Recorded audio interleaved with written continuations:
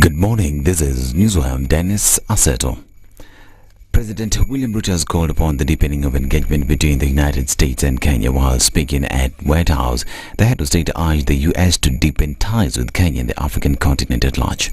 Mr. President, we will also be having the opportunity to discuss the investment opportunities, trade, and hopefully we will be able to persuade the United States to renew the Africa Growth and Opportunities Act that give Africa the opportunity for access to market so that we can create more jobs, we can create more wealth, and we can spread prosperity across our continent. And hopefully also we will conclude on our strategic trade and investment partnership that will give us the opportunity in Kenya to work with companies in the United States. On his part, President Joe Biden praised Kenya for its investment in the clean energy sector and promised to provide more funding to tackle climate change. 90% of Kenya's electricity comes from clean energy. 90%. That's worth an applause. Over 1 million homes are powered by wind energy alone. That's worth applause too. An historic Africa Green Industrialization Initiative, which you launched last year, is poised to create similar results in so many other nations, particularly in the continent. Across the region, Kenya and America are driving a race to the top with investments that we have and high standards for workers, technology, and environment. On Haiti, President William Ruto defended his decision to send 1,000 police officers to Haiti to lead an operation to restore stability, despite the fact that Kenya is facing insecurity due to cattle rustling. President Ruto said that it is Kenya's responsibility to help other countries suffering from insecurity crisis. He said that Kenya's role in Haiti will not conflict with the government's plan to deal with cattle rustlers, saying that his government has sent more than 2,000 police officers to the North Rift region to deal with crime. He denied reports that Kenya has been forced by the United States to go to Haiti. We don't find that the U.S. is committing Kenya because the U.S. cannot commit Kenya. I am the president of Kenya. It's me to make that decision. I made a commitment to the people of Kenya to sort out insecurity in the North Rift. I have followed that with action. As we talk, there are 3,000 military officers in the North Rift, 2,000 police officers in the North Rift. We have renovated the first 15 schools and completed. We have reopened 20 schools already that were closed in the North Rift. This as his host, President Joe Biden, said that the United States will provide intelligence. He said that the issue of Haiti is based on the motivation of justice and that it cannot be compared with the previous operations of the United States in other countries. Now, with regard to Haiti, Haiti is in an area of the Caribbean that is very volatile. We want to do all we can without us looking like America once again is stepping over and deciding this is what must be done. Haitians are looking for help, as well as the folks in the Caribbean are looking for help. And so we checked out with a number of other countries. The one who stepped up was Haiti. We've committed to provide the wherewithal, the intelligence and equipment and the like to Haiti. And so it's a logical thing, and you have a first-rate capability, and you keep your word. Basic Education Principal Secretary Bello Kipsang has given assurance that learning in junior secondary schools is going on despite the intern teachers striking. Now speaking at Miguel's Nairobi, where he officially launched the 2024 school census exercise, Bello said that although there has been a disruption, children were learning as the ministry has what he described as a backup system. Meanwhile, junior secondary school teachers union leaders have maintained that their members will continue picketing until their demands are met.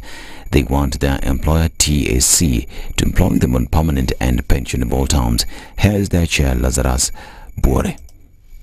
Mogul's power! Power! Mogul's Ria! Ria! We are outside here today. As you can see, we've not gone to school because we are out demanding for what is rightfully ours. We will not go back to school until TAC complies with the court orders and compensate and confirm.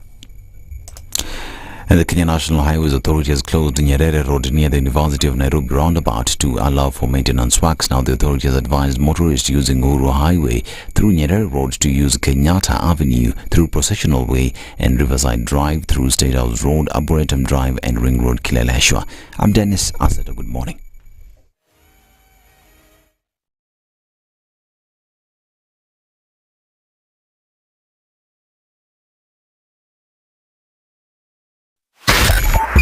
.5 SpiceFM, Kisumu.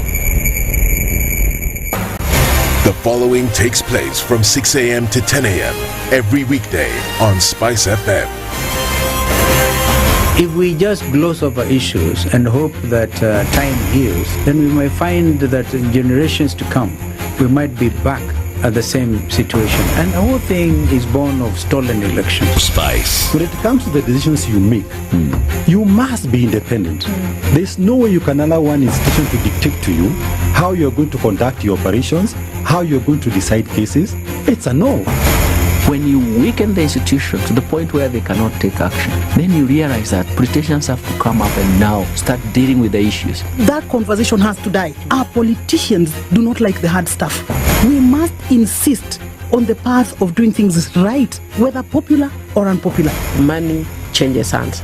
That is a fact. If you have political goodwill at the highest top, like in Rwanda, then corruption will be an issue of the past. If you don't have political goodwill at the top, we will pass laws, we will amend laws, we will continue passing laws and re-amending laws, and nothing will happen. This is the Situation Room, the only way to start your day.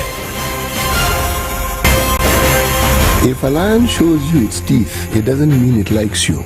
It doesn't mean it likes you. It won't start.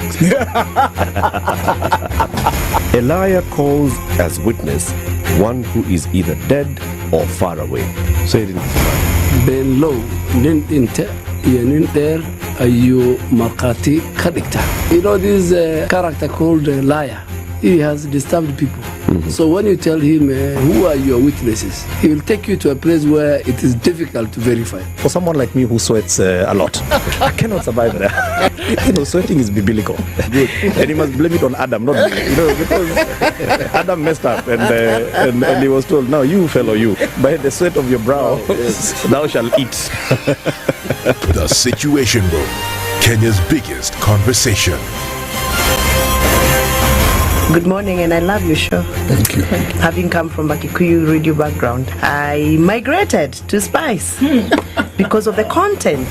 I was born in a slum, but somehow I got a break in life. So sometimes when you see the sweating coming out because of the passion and whatever it is, behind the noise, there are people, and we share the same umbilical cord. It shouldn't be like that. I am so disappointed. We used to tell Honorable Raila Amolo Odinga that he's doing politics of conmanship, and even President Uhuru Kenyatta, serikali hii ndio iko na conmanship ya hali ya juu. You cannot promise people that you reduce tax, then you double. In politics, there is the issue of trust. For you to turn around and then stab the same people who gave you that trust, there is no other level of dishonesty. And hii mambo utaona dunia tu. The Situation Room, Kenya's biggest conversation. Good morning and welcome to Friday. We're at the tail end of the week, and let's have a look at what the streets are looking like at this point. Okay, we're not going to see much in terms of action or movement, at least not for now. Something coming off of the Thika Superhighway, just a little bit of that as you get through to the city. And then also coming out of Westlands, free and clear all the way through to the CBD. Coming off Mombasa Road, we're not going to have an issue here at all. Jogo Road is starting with some movement here and there. That's all to be expected. And also, as you're coming off the Eastern Bypass, a little bit of traffic there, getting towards North Airport Road, and then in from Cabanas, going towards North Airport Road as well. Just at the beginning of the day, let's see what happens as we go through it. Kick it off and talk to us on SpiceFM KE on X, hashtag The Situation Room.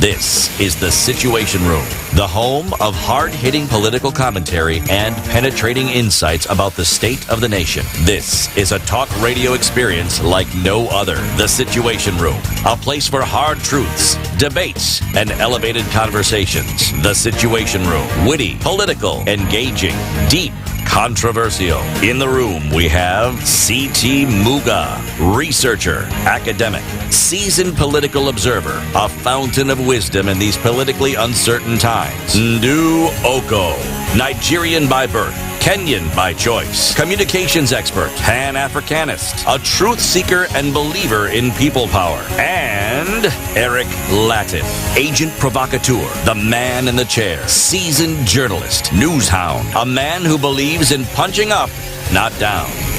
This is the Situation Room, the only way to start your day. How you doing? It's finally Friday. It's the 24th day of May 2024. Is this the final Friday of May? No, there's one more. Aye. What's the problem? Yeah, there's one more. What's the problem? But that song, is it one more light or one more night? Night, CT. It's another night that you need. Light you don't when you have the lights. One more night. Give me that. You don't need the lights. Trust me. Okay. Okay, so I've heard. Anatafuta darkness ile. Ile darkness ile ndio nataka ile. Right on. Charles. You know, in the 70s. In the 70s, wow. Yes, 1970s going on to 80s. Everyone wanted to emulate someone who was an African American. So that's where the term groovy. Right on was right there. Terms, yes. I remember my dad used to watch some movies called Shaft. Shaft, my friend, was a movie. There's a guy called Isaac Hayes. Hayes, yeah. Yes. That whole movie. Ile soundtrack ile ilikuwa ni Isaac Hayes, Isaac Hayes, ndiye alikuwa naimba hizo vitu. Yes. In fact, the soundtrack for that thing, if you listen to it, kuna Santuri just for soundtrack ya Shaft. It's very beautiful music. Yes. All right. How are you though? I'm very well, thank you. Very good. Yes, but this cold, man, it's come back. It's back, eh? Yes. Back with a bang. Ujama, sijui basi tu. Na wewe ndio mambo ikoje? Niko poa. Are you ready for the weekend? I think so. Sijuzi tu ulikuwa na another weekend. The other day too. Yeah, weekend inakwanga every week. By the way, these weekends are coming rather fast and even quite furious. One thing you'll be guaranteed of every week is the weekend. Well, this one comes a bit fast because Monday was just yesterday. Tuesday too. Yesterday. All my troubles seem so far away. Now it seems as though they're here to stay. And I believe? Oh, I believe. In yesterday. Why? Suddenly. Suddenly. Oh, Jamana Kak Franklin. Same was up. Not half the man you Same was up. Who you, Kak Franklin, Kofi Olomide? There's a shadow. They don't sing. They don't just suddenly. Akinawa. And the guy for Boys to Men. What's his name? Michael. Unarusha tuka statement. Baby. Tell them. You umeongeza ile lyrics ile. Yes. Kak Franklin just reads out the whole lyrics. Background choir sings. So, C.T. Franklin. We. Akuona bana. Brother Erico. All right. Good morning, everybody. Welcome to the Situation Room today. Happy Friday, wherever you're tuned in from. Those who are about to go to sleep and those who woke up a couple of hours ahead of us, those who are waking up now. Nyinyi yote, karibu sana. Tunapenda nyinyi sana. All right? Okay. Wacha nikuambie what we shall be discussing today. It's Friday. Our Health Friday conversation will be centered around this day. It's, what's it? World Obstetric, Fistula Day. Obstetric fistula. Not just fistula. Obstetric. Yeah? See, it's World Obstetric Fistula Day. That's what? Yeah? Huh? Today is International Day to End Obstetric Fistula. Yes. Right? Hiyo shall happen bana. Bana. Ilikuwa jana, yes. So, because that day was yesterday, 23rd of May, so today we shall be talking about it in our Health Friday conversation. We'll be joined by Dr. Bob Achila, a consultant urogynecologist.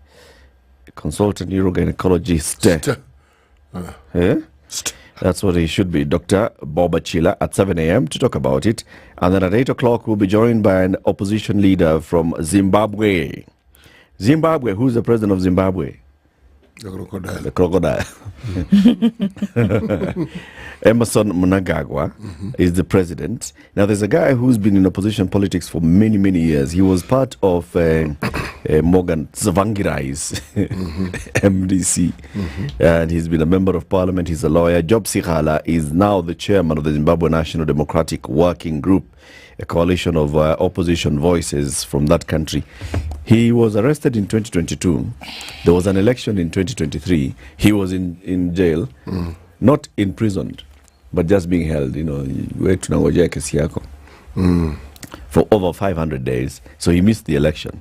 Then he was released. No, he was sentenced, a suspended sentence. So he was released after the election. Now he's in Kenya. Now he'll come to us at 8 a.m. Now he'll tell us, so what's happening in this country? In Swahili kunaendaje huko? Mambo vipi kule bana? And then at 9 o'clock, let's talk about 3D technology. So, have you seen those houses that are constructed by 3D? There's this key machine, unaweka concrete, right? Iko na program ndani yake kwa computer. It starts doing it pause the concrete, leaves the window space, leaves the door space, leave spaces for plumbing, for electricity. House is done. You know me, I'm just thinking. They call it 3D printing. They are printing a house. The printing bit I get, I've seen things that print like that. But I'm thinking, what happens when something goes wrong with this thing? Because I was just going leaves window, leaves door. What if it forgets window? Forget window. Forget the things you can forget. Let's say it's a double-storied building. Forgets slab. But continues. I mean, I'm simply saying, it's if it forgets you're there, you just stop it. Press stop. Restart. Undo. I like this thing of seeing people carrying things as they move around. You want people to... I want to see. Na mtu tukana, we kwenda uko memka sangapi? Pandisha kokoto. You will borrow haina reverse gear. We nini? Yes. Those ones. Anyway, let's hear about the 3D technology. Transforming Kenya's construction industry through 3D technology. Adam Ahmed is the founder and CEO of a company called Camhurst Ecosystem. He will be here at 9 a.m. to tell us about that, how they do bzz, bzz, bzz, bzz, bzz, and whether there's any bzz, bzz, bzz happening in Kenya. Can you actually live in a house that is 3D printed? Me?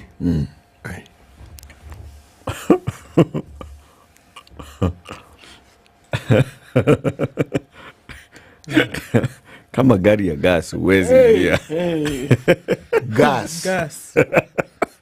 Till now, City orders a cab. Ili gani? This is the Situation Room, the only way to start your day. The weather with SpiceFM. Bit of a cloudy morning in Nairobi today. We'll see highs of 23 and lows of 15. It's 15 and clear in Nakuru with highs of 25, and we'll see highs of 23 in a mostly cloudy area at 16. 16 and cloudy in Eldoret with highs of 22 and lows of 14.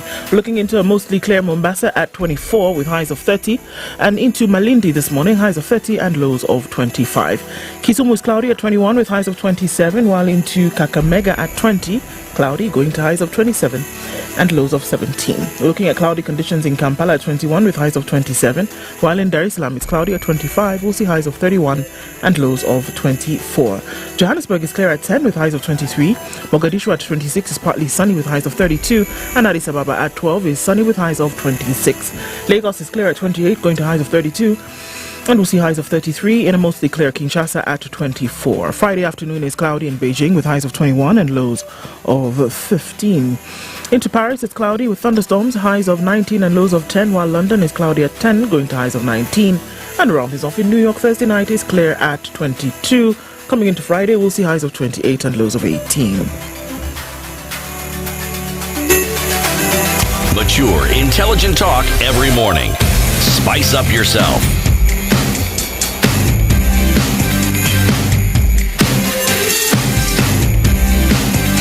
Mornings done right. 94.4 Spice FM, Nairobi. Nani ako online. Nixon Otieno is tuning in from Kanga. Where's Kanga? Kanga. Kanga is in Homa Bay County. It's in Homa Bay. Okay. Yes. Muguka, that's where Nams Wailisha is tuning in this morning. It says, good morning, people. Mugema Wilson Pro, we see you, says good morning. Koske Shokoti is also tuned in and says good morning as well. Good morning, team. Mombasa tuko ndani sana. Victory comes from finding opportunities in problems. Peter Kiaria is saying this morning. Jimmy Wekesa says good morning from Cape Town. Good to see you from CT, another CT. Good morning, big team. Thanks for being truthful. Things happening in this regime are torturous. Boy, Raphael Kige says good morning. Rogers Nyange says good morning, tuned in from Voi. Chris Mora is tuned in. Robert Mbogo is in Mombasa this morning. Sir George Gashoiri says good morning to everybody who is here and who is not here. Ndu, Edna, Eric, CT, Diego, Miguel. Miguel is here. Alejandro.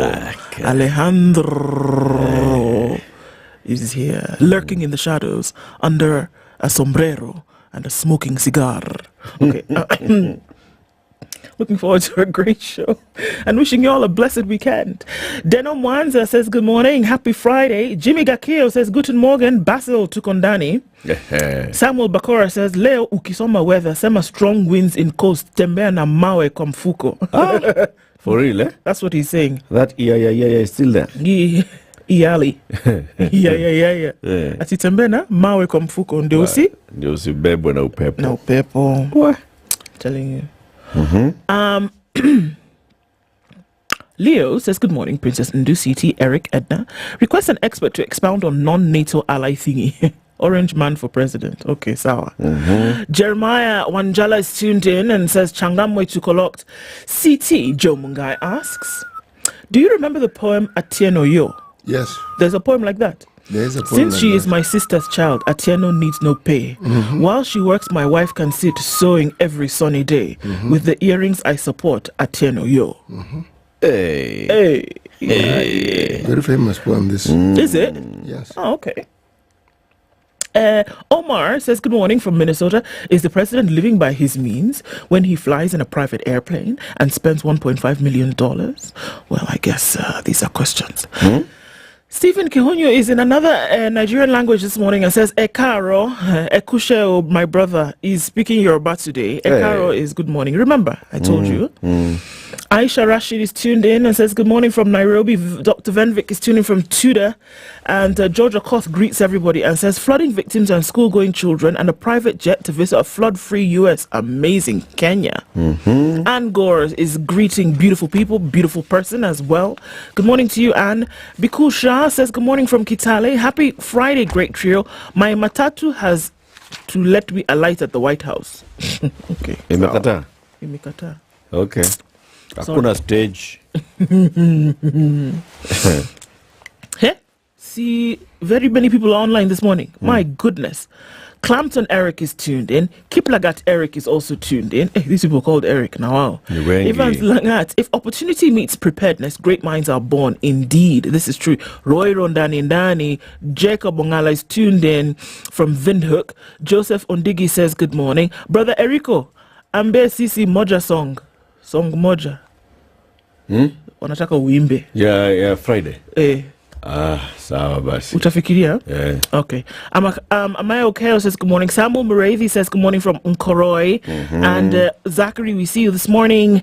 Kadiri says good morning as well. Alois Damien is tuning from Kanga. Oh, he says Kanga is in Migori, you're correct. And Shege Michael is tuning from Kikuyu. Good morning from Parklands. Innocent Nyandika says good morning, Watu Wangu. Seeing Ruto smiling in the Oval Office was very interesting. Yes. Stay blessed, everybody. Collins Kibet says good morning. Chamge. Chamgeni. Shina Marembo. Oh, okay. Ujambo Wangwana, says jurist Tiriwa. We see you all this morning. Don't take it for granted that you join us every single day. Karibuni sana. Okay. Well, the song that was in my head this morning was, it's called Only Fans by the Only Rosa, featuring Bien of Saudi Soul. Sing it. Bana. Hapana.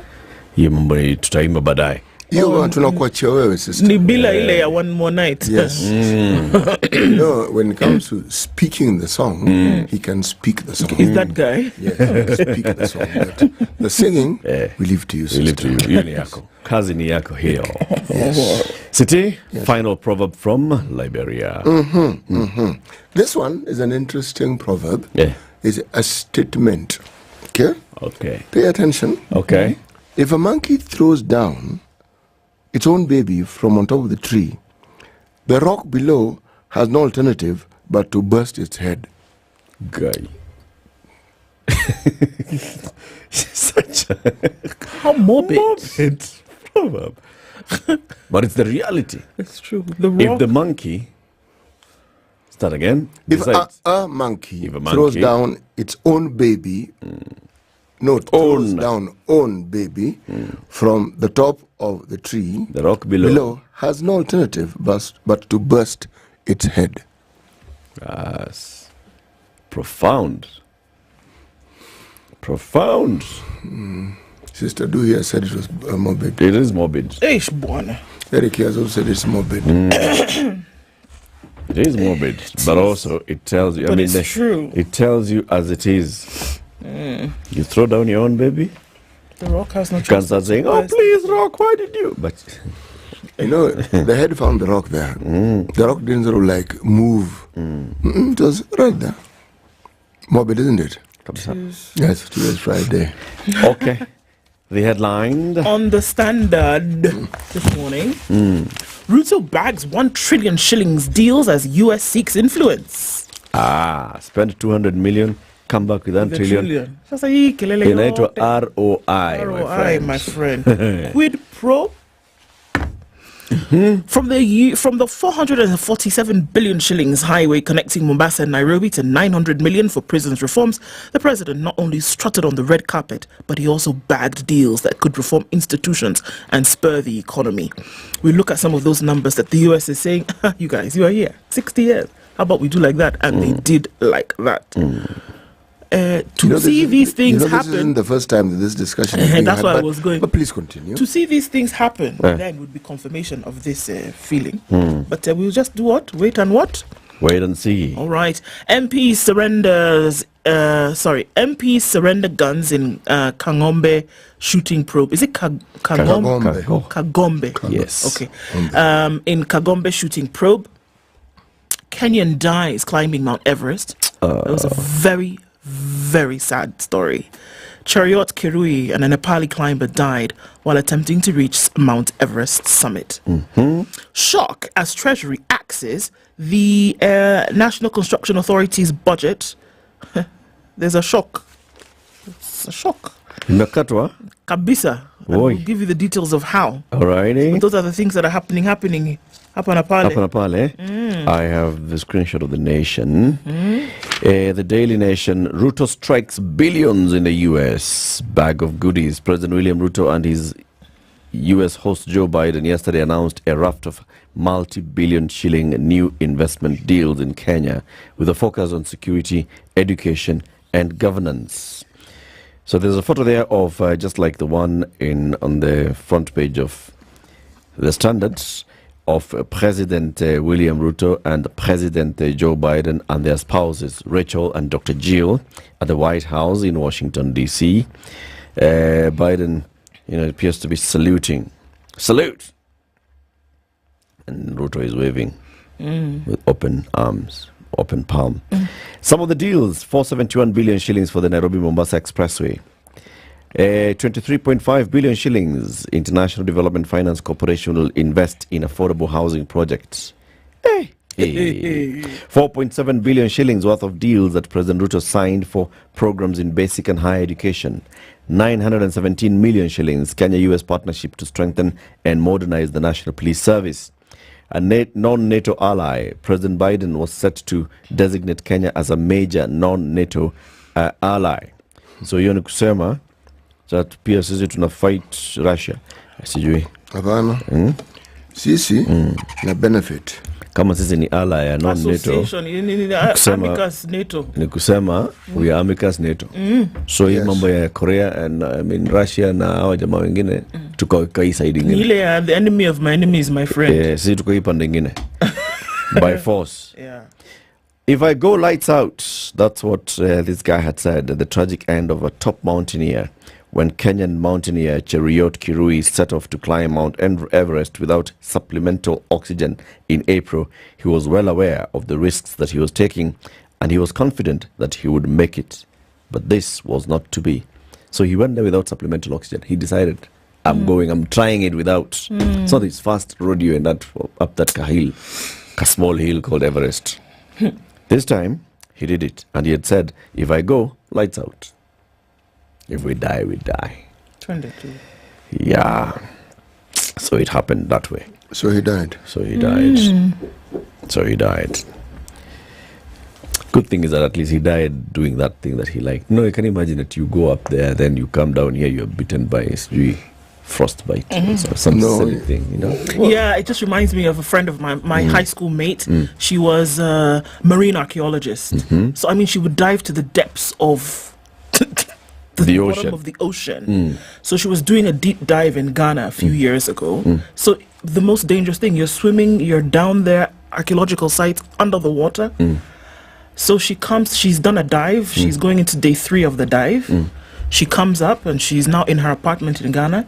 She goes to plug her computer into the wall and gets shocked, electrocuted, and she dies. She's been in the depths of the ocean, has been fine, and then dies by... She's even dealt with stingrays down there. Surely, you know. And then she comes up here and Yeah. You're saying stingray. They're eels. Yeah. Those things. The most dangerous of creatures, and she's under there easily 8-12 times a month. And then? Yeah.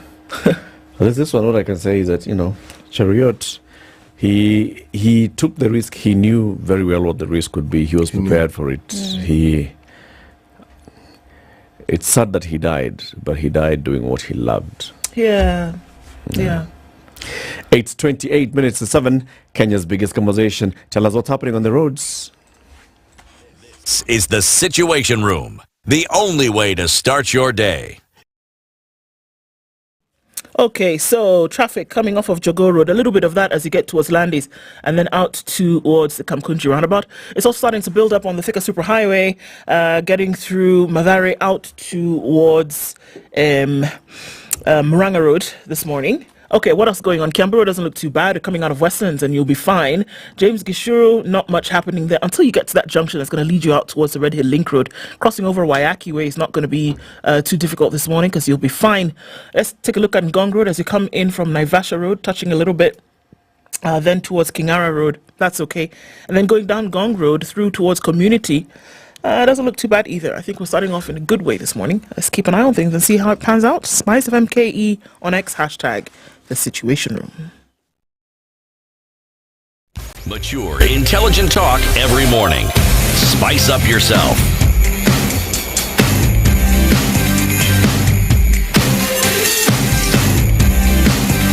Mornings done right.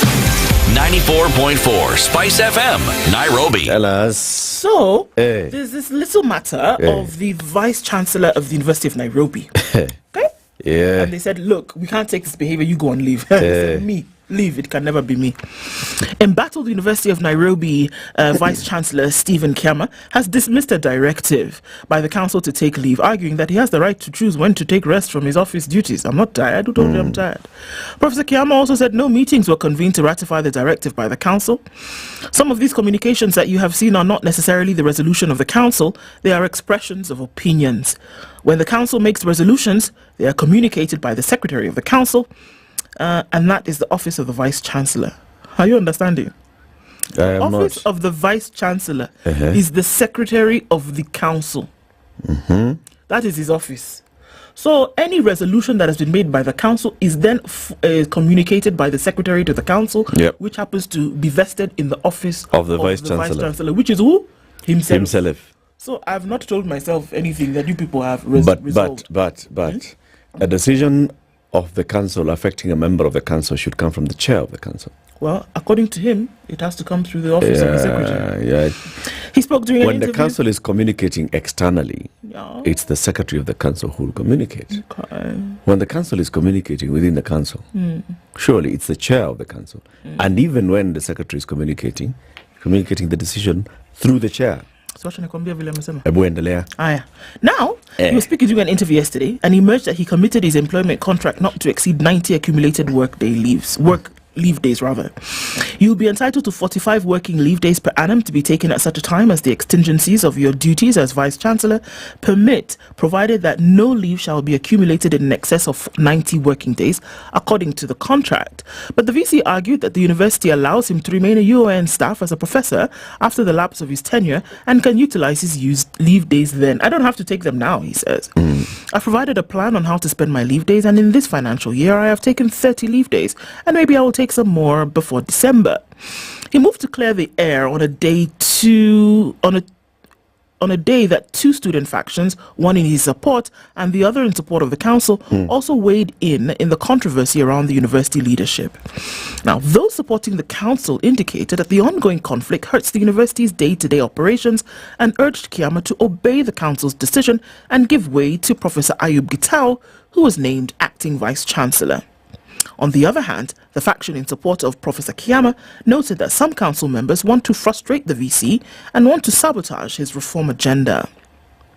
Now, like City was saying yesterday, this is what we are seeing here is just the trying to put things into words, but the game itself is not what we are reading. No, it isn't. And what's happening? What's happening in the University of Nairobi? There was a whole conversation even about the appointment of this council. In the first place, that how was the council originally constituted is a problem. The first issue was, the council and how it came into being. I think there was a council that was chaired by Professor Ojienda. Then now there's this council chaired by Okoh Anango, is it? It's Okoh Anango who's chairing this one, isn't it? It is, he is the one chairing. There was a whole conversation between one council into the next council. Now this council is in place. Now there's a conversation about the vice chancellor. Meanwhile, where is our chancellor? He's back in Germany. The climate fella? Abi? So. Let's say he's alive. And leave it there. Hey, University of Nairobi, hey. Let it play out. For goodness sake, though. Let it play out. Can you see now both of them sitting down in that office where Muga? You know the good thing about the vice chancellor? There are things about him that are predictable. This is not the first time he's been told to go and leave. And it's not the first time that he has refused. It's not the first time he has told them, leave what? You leave me. You alone. Hey. If anybody's going to leave anybody, it's you leaving me alone. The drama. Aye.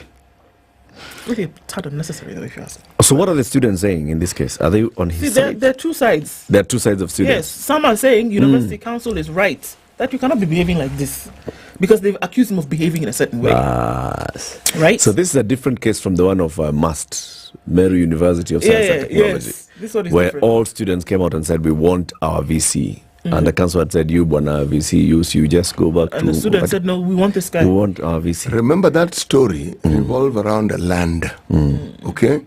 There was land that the immediate former president had decided to give the UN. No, this is KU. This is KU. We are talking Meru University of Sciences. No. Yeah. Me, the KU, and then the story I like. You like that story? Yeah, so that's there was one of KU as well. Vice Chancellor go because Councillor said it's you. We're giving the land. Vice Chancellor addresses students process properly. Sheds a tear.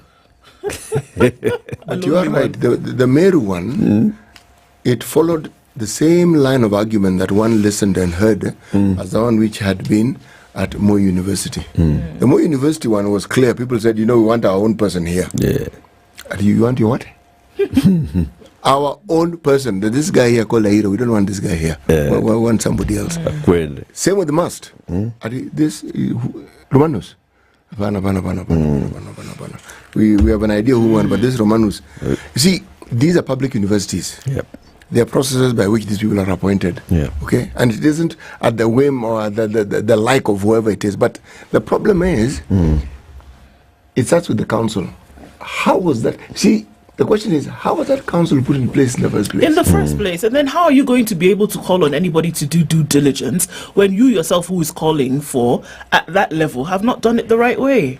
How? Remember KU, even council was changed. That drama in that one was plentiful. Dr. Olive Mugenda and blah blah. Why can't we just? But the KU saga didn't just end with the VC. There's that small matter of the hospital. Huh? It continues. That one hasn't come to an end yet. KU saga continues. Yes. New saga has opened its doors in Mombasa. Governor Abdul Samad Sharif Nasir yesterday issued an executive order and gazetted it and said that thing people wanajaza mdomo pande moja called muguka in this county banned. Nothing like that anymore. Nothing. No vehicle carrying muguka shall be allowed to enter Mombasa territory. No consumption of muguka shall happen anywhere. In fact, all the shops and stalls and that have been selling muguka, shut them down. Why? Muguka is a banned substance in this county. Why? He says, and the people of Mombasa have been saying, and not just in Mombasa, in some countries as well, is that this thing is destroying our youth and our men. It's a drug. And our women. People are just consuming this thing and there's nothing else that they're doing wrong. They just need some like chipmunks. Walking around like chipmunks in Mombasa. But if you look at the spiraling effect, one, of certain substances, the youth of Mombasa, the generation of people who got affected by these substances are probably now in their 50s. Yep. The generation that one felt 50s, that's the age they're at now. Now, if they were parents and if they were community people, just look at the example that was set. So now we live in a time when you are spoiled for choices when it comes to substances that you can abuse. Okay? What does it do? Is it like alcohol or is it like drugs? What happens? It's a mind altering. It's a mind altering substance. Oh, okay. Yes, but the thing is, people say you just chew it, so it's okay. So what the juice makes you high. What it does to your gums, what it does to your teeth, what it does to your mind. But then, if you think about Mombasa, and you think miraa, muguka, and then you think about the other hard substances that are consumed in Mombasa. Heroin. Yes. Big deal in Mombasa. Is this the evil? That was where I was going. Is this like the evilest evil? Surely. They're big, if you ask me, a lot more danger. It's the new kid in the block. So it's easy to poke at. Not really easy to poke at. It's easy to contextualize. It's easy to see. You see, it's legally sold, meaning there's no law banning the sale. It's in the open. Yeah, the others are illegal. All the others are hidden, and it's not as though someone has a shop and saying heroin for sale. No. I get it, but the effects of heroin and cocaine, especially in Mombasa, huge. It's crazy, my friend. And you can see it in broad daylight. I see what it is saying. You see, those ones are already illegal. So now this one that is legal, also ban it. Let's deal with all these things as illegals, all right? And start addressing it from that point. However, it's been many, many, many years of Mombasa community trying to deal with the problem of drugs. And it's been a huge one. Let me tell you. And I wonder how big the muguka menace is compared to how many rehabilitation centers has Mombasa County government set up for drug victims. You need to bring in a family member of someone who lost a member through drugs. Maybe they're not dead, but just the turmoil they've been through as a result of it. Yeah. People who are educated, who were once breadwinners, who are pillars of society, people who are the future, get into that culture, the torture, the pain, the difficulties. You cannot have a soft spot for any mind-altering substance. I hear you. When you know what it is that it does. I think for sure you have to take the hammer to the nail on this, in that sense. So I have an aunt who's currently working in Mavari, and it's true. She says, because she gave an example of one gentleman who's, quite stable in society, and he's gotten to the point where he said, you know what, people are going to say that I'm being hard or heartless, but I'm signing off my son. I cannot do this. I cannot do this anymore. I don't know where he's gonna go. I don't know what's gonna happen, but it's been 20 years of paying for his rehab. Whoa. It's been 20 years of covering his shame. It's been 20 years of begging society to take him back. Not gonna do it anymore. They begged him and said, oh, this is your son. He said, that's where I've reached. I can't. 20 years is a long time. See, along that same line are those who are hooked to alcohol. That's why my focus is mind-altering substances. The pain and the difficulties. Someone had to take a step. Yeah. Someone had to take a step. There'll be some hue and cry and businesses and this and that. But surely, some will even compare it to alcohol and say, yeah, but alcohol is also sold and does this. Believe me, there's a massive difference. Alcohol is harmful. It's very, very harmful. But if you know and you've seen what it is that these mind-altering substances can do, you see, they are available to young people, very young. There's no age restriction. That you're selling muguka and say, so long as you have coin, yes, you'll get it. Children under 18, or the illegal drugs that are sold. There is no cap. There is no one who's too young to get it. So long as they have the money, there's no one who's too old to get it. And the consequences, oh my goodness. So, City, should we then extend this conversation into now saying, if Mombasa starts this, can we bring it to a national level and say, so how do we control the consumption of miraa and muguka? Yes. And then by extension, how do we control the production of miraa and muguka? Yes, because so we go to Embu and tell Embu, by the way, cut this production of muguka, of miraa, of muguka. You see, and go to Meru and tell them cut the production of miraa. Put it in the same basket as you put alcohol. What's the difference between miraa and muguka? One is a wider leaf, the other one is same plant. Oh. One is a bigger, one is a stem underneath, the other one has wider leaves. Oh, but it's more or less the same thing. More or less the same thing. Okay. You see, one grows predominantly in Meru, miraa. Embu is very good with muguka as well. Oh, okay. See, the thing is there's a whole industry. There are people whose livelihoods are based on it. Okay? Yeah. And for the longest time, people have chewed miraa. But this epidemic status that Mombasa has not been witnessed. That is why people talk about it, but it's left alone. And have women been known to chew? Yes. Women? Yes. Okay. Yes. Are we seeing a lot more in terms of younger women now getting into the... I do not have the statistics, but I do know. It's like, for instance, when we talk about the harmful nature of cigarette smoke, and people say, I don't really smoke cigarettes. I smoke, what's that thing called? Shisha. Shisha. Yes, that's what I said. Of course. Yes. No cap. Or, me, I just vape. Okay? Or me, I just whatever it is. Okay? All these have harmful elements in them. Now, then comes the question of how do you control these substances? What's the cap? Okay. Balancing the economic value that people derive from it and the harm that it causes. How do you balance it? Because you're going to have to bring in cigarettes, which are legal. You're going to have to bring in alcohol, which is legal. That whole discussion is going to involve all these things. I think for me, the overriding factor here would be that you're going to have to show that there's a general interest to deal with, because when you talk about mind-altering substances, you're also then delving into the realm of mental health. You're delving into the realm of all of these other things, which we've seen, unfortunately, that we've dealt with kiddie gloves.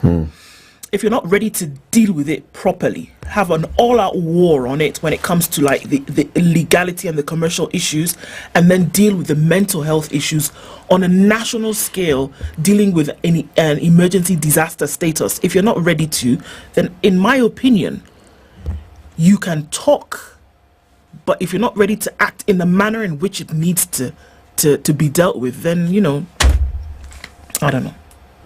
It's just, you have to be ready. I mean, how long have we had the mental health conversation? How seriously are we taking that? You know, one of the things that one has seen, and why you find the governor probably taking this step, many of the people who are involved either in the trade of some of these substances or in the consumption are part of gangs. And some of these gangs are genuinely vicious. Kisauni was known for a gang who specialized in one thing.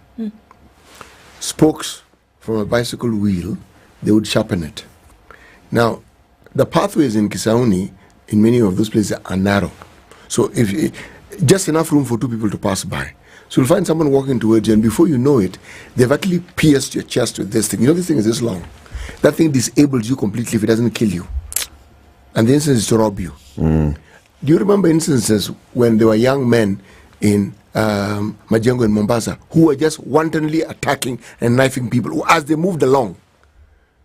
Now, these are the things that one sees when you find groups of young men, predominantly men who really do not have a hope and do not know what they're going to do tomorrow, get together and figure out this is how they're going to go about their lives.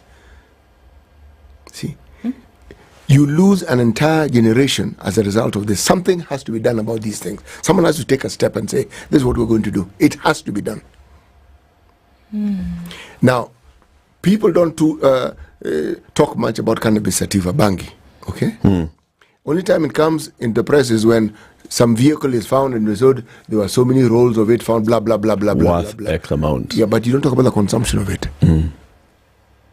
There are parts of this country where it is staple. It is a mind-altering substance. Yes. Forget the medicinal aspect that people talk about. It's a mind-altering substance which is consumed, and it's easy to find, it's easy to buy. But this thing now will just, the trade will go underground. It will go underground. That's it. So it makes it worse, doesn't it? And then the government does not have even the money. Because you see, you could say that we are controlling the consumption of this thing. We can say, come up with legislation and says, open muguka shops at a certain time, close at a certain time, and you're paying licenses. So the county is collecting revenue, which can be ring-fenced towards addressing drug addiction and drug problems. You know, say, this money that we're collecting from here, we are using it in this particular. Now, close all those shops. That means no license fees. The biashara will still continue. It will. 100%. Ati hakuna gari itaingia Mombasa na Muga. Gari zitaingia Mombasa bana. Zitaingia. The thing is this, what in my opinion the governor has done, he has raised the conversation to a different level.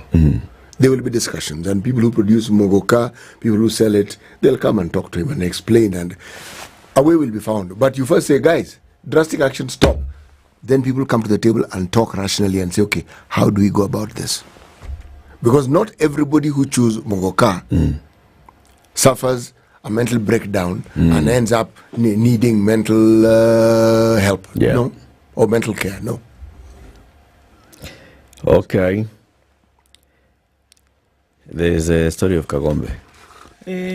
So, I tell you the story of tell us the story. Tell us the story of all firearm holders present during the skirmishes in Thika last week, which left one person dead and several others injured, have been ordered to surrender their guns to the DCI.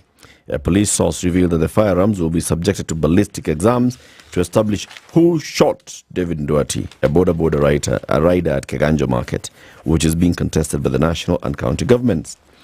Anthony Kamau was seriously injured by a bullet lodged in his chest. He is admitted to KNH in critical condition. Among the firearm holders present at the event were MPs and their bodyguards. Thika Town MP Alice Ganga, Majority Leader Kimani Ichung'wah, Gabriel Kagombe of Gatundu South. Earlier, a police report had indicated that during the melee, Kagombe fired indiscriminately towards an advancing crowd led by Kamenu MCA Peter Mburu. Kagombe, who was admitted to hospital, will also be required to surrender his gun. Meanwhile, the Central Regional Criminal Investigation Officer, Beto Wawero, called for patience as investigators probe the matter. This matter is going so long and so round. So there were many people there anyway who had guns. So you can't just say it because a clip has caught Kagombe firing, then it's not necessarily that Kagombe's gun is the one that fired and shot this guy. Yes. One who's in hospital, one who's dead. There are many other people there who had firearms. So first of all, can we establish, from the licensed firearm holders, did any of you shoot there?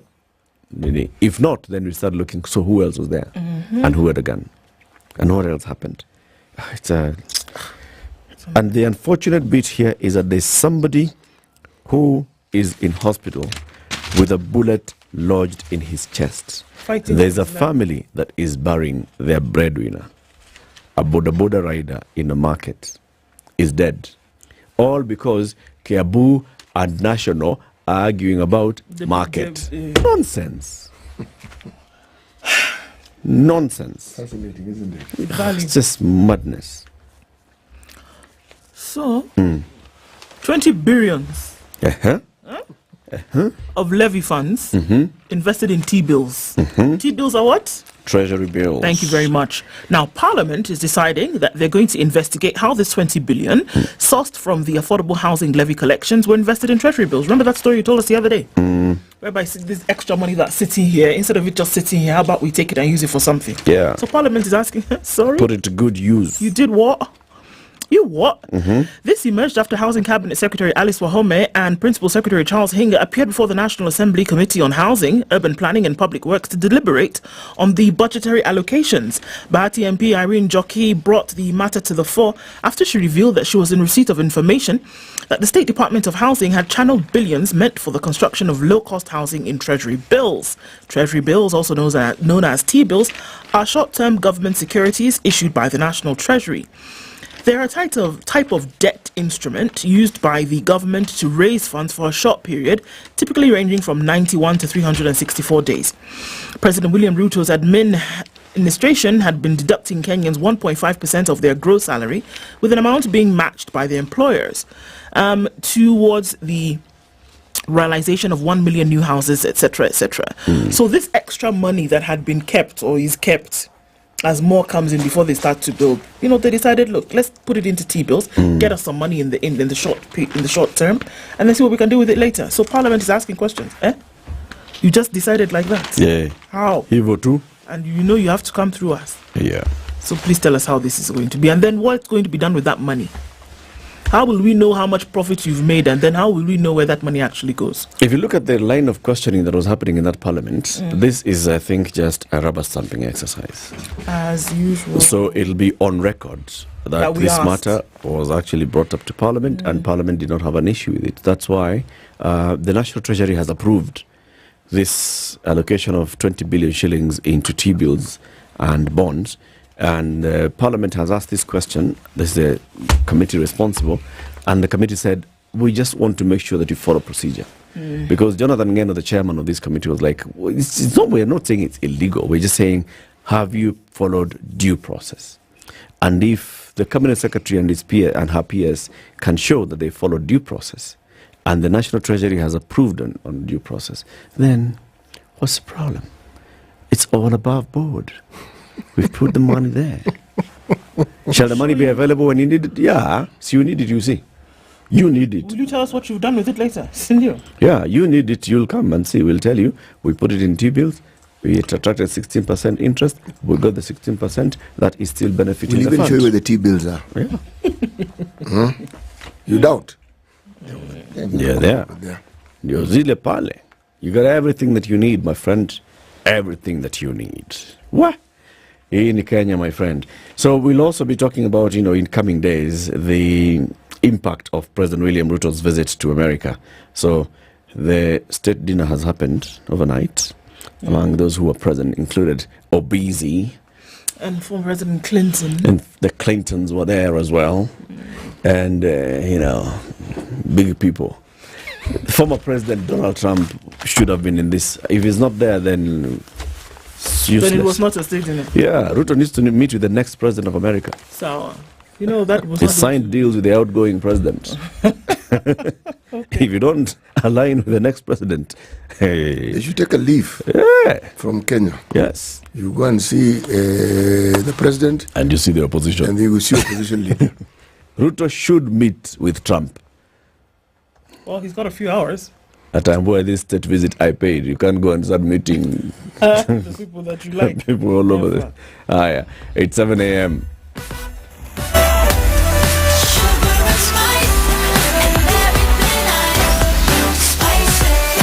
Spice up your life. It's now 7 a.m. Get effective relief from strong pain with Panadol Extra. Panadol. Relief starts here.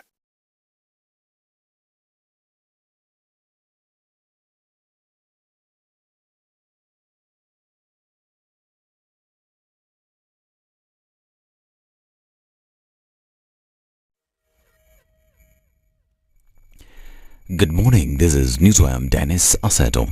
Basic Education Principal Secretary Bello Kipsang has given assurances that learning in junior secondary schools is going on despite the intern teacher strike. Speaking at Miguel's Nairobi, where he officially launched the 2024 school census exercise, Bello said that although there had been a disruption, children were learning as the ministry has what he described as a backup system. Meanwhile, junior secondary school teachers union leaders have maintained that their members will continue picketing until their demands are met. They want the employer, the TAC, to employ them on permanent and pensionable terms. Here's the chairperson, Lazarus Bore. Moguls power! Power! Moguls ria! Ria! We are outside here today. As you can see, we've not gone to school because we are out demanding for what is rightfully ours. We will not go back to school until TAC complies with the court orders and compensate and confirm. Velinda Rakari is one of the teachers. Hatufai kupewa kandarasi ambazo hazistahili. Kandarasi ambazo walimu wamepewa, wanafinywa, wanadhulumiwa. Pesa ambazo walimu wanalipwa hazitoshi. Tuko hapa hata kuomba pamoja na wazazi mtusaidie katika vita hivi ili tuweze kusaidia hata na kizazi kijacho. Tunasema hivi kwa njia inayoeleweka sawa sawa. Hatutarudi shuleni bila kuandikwa kwa njia ya kudumu. Na zile vitisho ambavyo tunatumiwa, tunakataa. The Kenyans have continued to express unease over the government's decision to end the school feeding program. Its assurances that the program is here to stay. Now, Busia County Education CEC Beatrice Naholi says scrapping the program could have a detrimental effect on the well-being of children. Kenya tunajua data yetu, statistics zetu ya mambo ya stunting growth, malnutrition na underweight. Statistics ni mbaya sana. Kwa hivyo hii lishe bora imekuja kusaidia hayo mambo. Kwa hivyo tukutoa hii mpangilio kwa shule za watoto inamaanisha kuwa tunarudisha population yetu nyuma. At the same time, Nambale MP Geoffrey Mulanya says his colleagues should use their legislative muscle to shoot down proposals aimed at scrapping the program. Nitakuwa mmoja wa bunge ambao watahakikisha tusukume sheria to entrench the school feeding program policy into law, so that ikiwa sheria itakuwa ni must waziri wa education kuhakikisha kwamba pesa ya school feeding program haikui diverted kwa other activity. These as National Assembly's Budget and Appropriations Committee Chairperson Ndindi Nyoro refuted claims that the committee had failed to allocate resources meant to finance the program in arid and semi-arid areas. The herbalists in Kilifi County have appealed to the government to recognize their craft and involve them in researching cures for chronic diseases including epilepsy. Led by Sumanzai, the herbalists have criticized the government for isolating them. Serikali ya kaunti na serikali kuu hawataki kushirikisha wale wanajamii katika haya mambo ya kusaidiana kutafuta hii njia za tiba. Waweze kuja chini kushirikiana na waganga waweze kushirikiana na madaktari, tutoe suluhu la maisha na tushirikiane ili hii magonjwa mengi iweze kuondoka, hata kama haitaondoka lakini isisumbue watu zaidi. Tukishikana bega kwa bega, hakuna nyago, hakuna kifefe, itakuwa hakuna hata pomu. Eddie Chengo, who's an expert on epilepsy, underscored the significance of traditional healers. Waganga ni kiungo msingi kwa jamii, hatuwezi tukawapuuzia kamwe. Ni muhimu serikali watambue, serikali wapatie audience, ikiwezekana hata center za mafundisho ya magonjwa tofauti tofauti walete dawa zao pale mbele zifanyiwe utafiti, na kwa sababu wanawapatia wale watu miti, pengine ile miti inayo aina fulani ya dawa ambayo inaweza ikadhibiti magonjwa fulani. Kwa hivyo lazima tumpatie hamasa, usisio kifafa pekee yake, hata magonjwa mengine. The British High Commissioner to Kenya, Neil Wigan, met the late Agnes Wanjiri's family, who was found dead in 2012 after she was spotted in company with British soldiers. Now, Wigan's office says in a statement that the meeting provided an opportunity for him to listen to the family and offer his condolences. Wigan reiterated the UK's continued commitment to cooperate with Kenyan investigators looking into the incident. Wanjiru, who was 21 at the time, was killed in Lions Court Hotel on the outskirts of Nanyuki. She had entered the hotel with British soldiers of the Duke of Lancaster's regiment. Her body was discovered in the hotel's septic tank 2 months after she disappeared. No soldiers have been charged or convicted for the killing. This is Newswire. I'm Dennis Aseto. Good morning.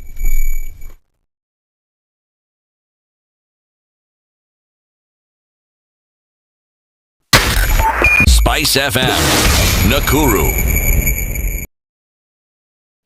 Okay, so what are we looking at this Friday morning? Traffic started on the Thika Superhighway off the jump, with just a little bit of it getting towards that survey area, and we're seeing that probably will be the worst of it today. Usually Fridays don't have too much in terms of traffic in the morning, but we're just going to wait and see what it looks like as we come through it. On Kiambu Road, there's some traffic as well. Limu Road is starting to build up through, coming from Kitisuru out towards Muthaiga, so we're just going to watch out for that. And also coming off of Wayaki Way as you then approach Westlands out towards the museums and then onto Huru Highway. Not much for now. Jogo Road also started early. Kangunda Road has been a beehive of activity all week, and coming in through Joska out towards Outer Ring, that traffic continues. Cabanas out towards North Airport Road, then going on to Outer Ring also is pretty busy. All right, we're getting into it this morning. Let's see what happens as we come through towards traffic hour in about half hour or so. We'll talk on SpiceFM, KE on X, hashtag the Situation Room.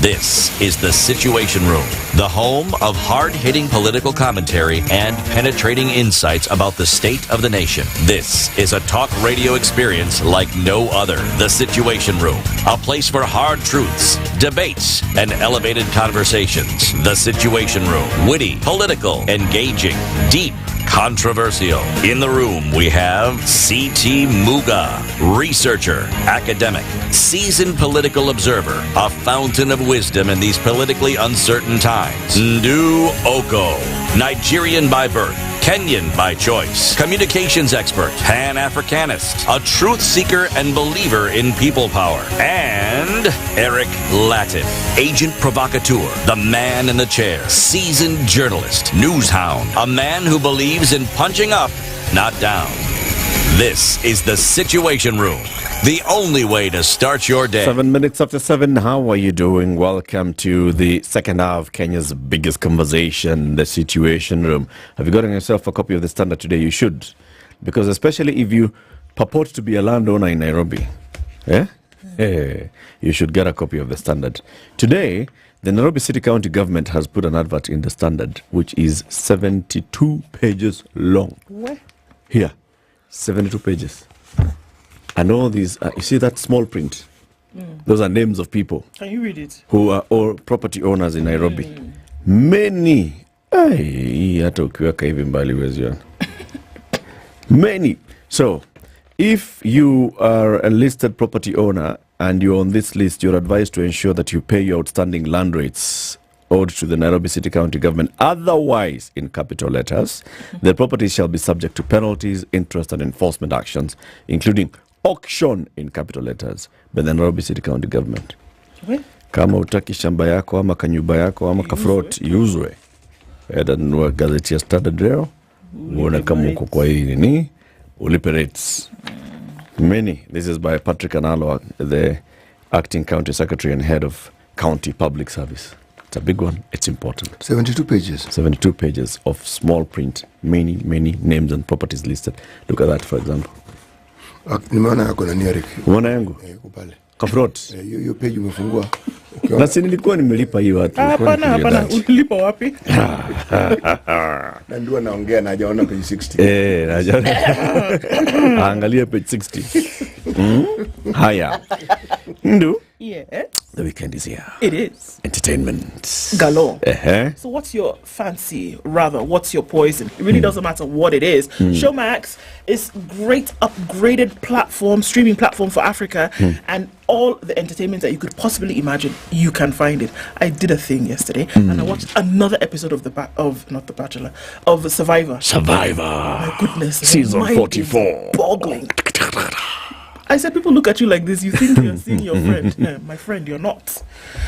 It's intriguing. Forming alliances. Someone is in 4 alliances and they claim to be in one. They claim to be one. Somebody says, in fact, let's gather around to save this person. Meanwhile, the person that you're actually saving is yourself. Yes. Intrigue and much more you can find on Survivor. Season 44 is on Showmax. That and many others available for your streaming and viewing pleasure. All you need to do is download the Showmax app on your Google Play Store or Apple App Store, or www.showmax.com. For as little as 300 shillings a month, you have got to enter into this world of entertainment in HD. You can download and watch later. You can watch on the go. All sorts of fantastic stuff. Shika Showmax. Kabisa. Shika Showmax na ukishika simu yako dial *222#. Yes. That's all you need to do, really. There's this little detail in a business transaction called invoicing.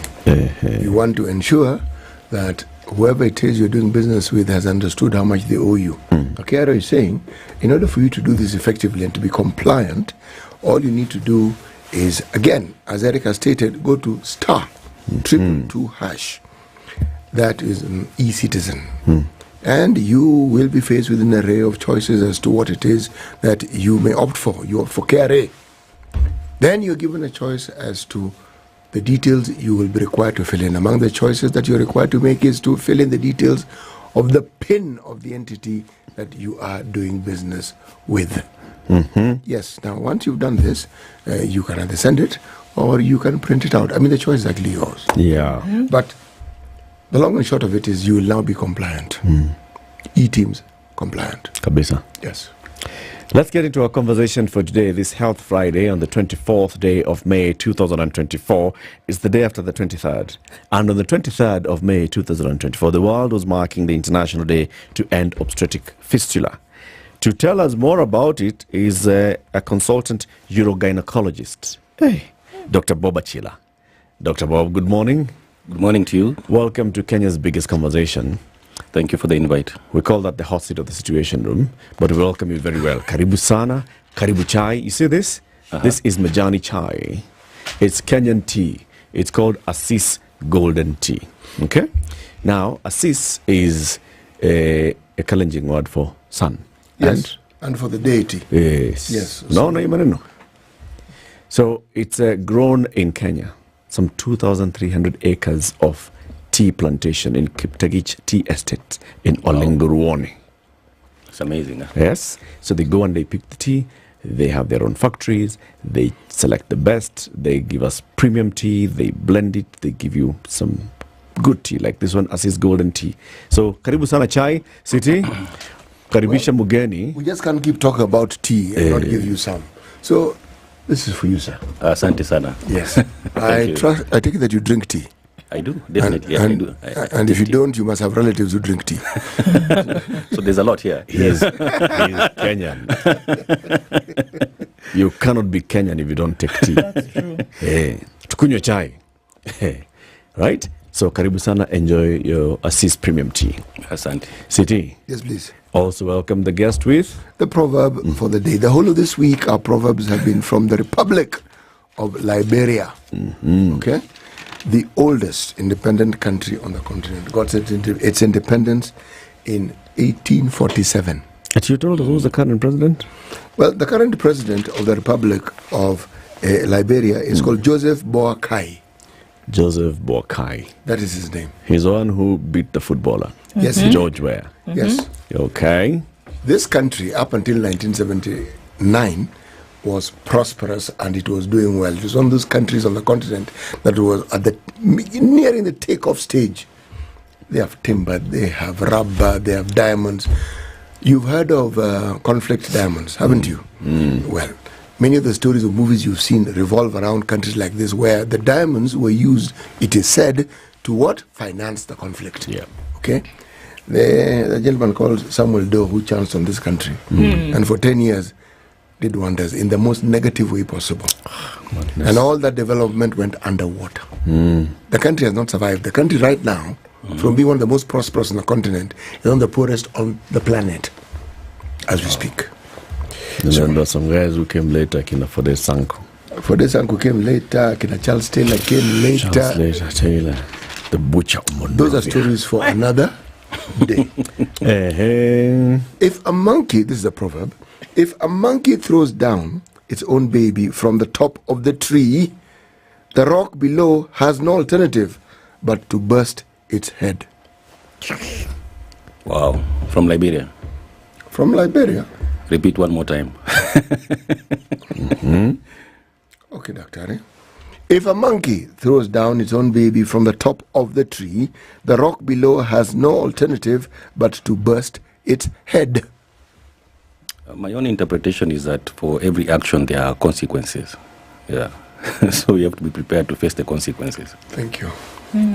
Simple and to the point. Thank you very much. Very good. Yes. Is it just you, or are there many proverbs from Liberia about monkeys and bananas? Yes, there are many proverbs, and there are even animals which exist there. There are none about zebras, but okay. Just asking. Is there any proverb about rubber, diamonds, any minerals, or just animals? Well, there are proverbs about crabs. Okay. There are proverbs about elephants. There are proverbs about oil. Do you want to ask any other question? No, I think we're good. No. You're good? Yeah. You're good? Yeah. Okay.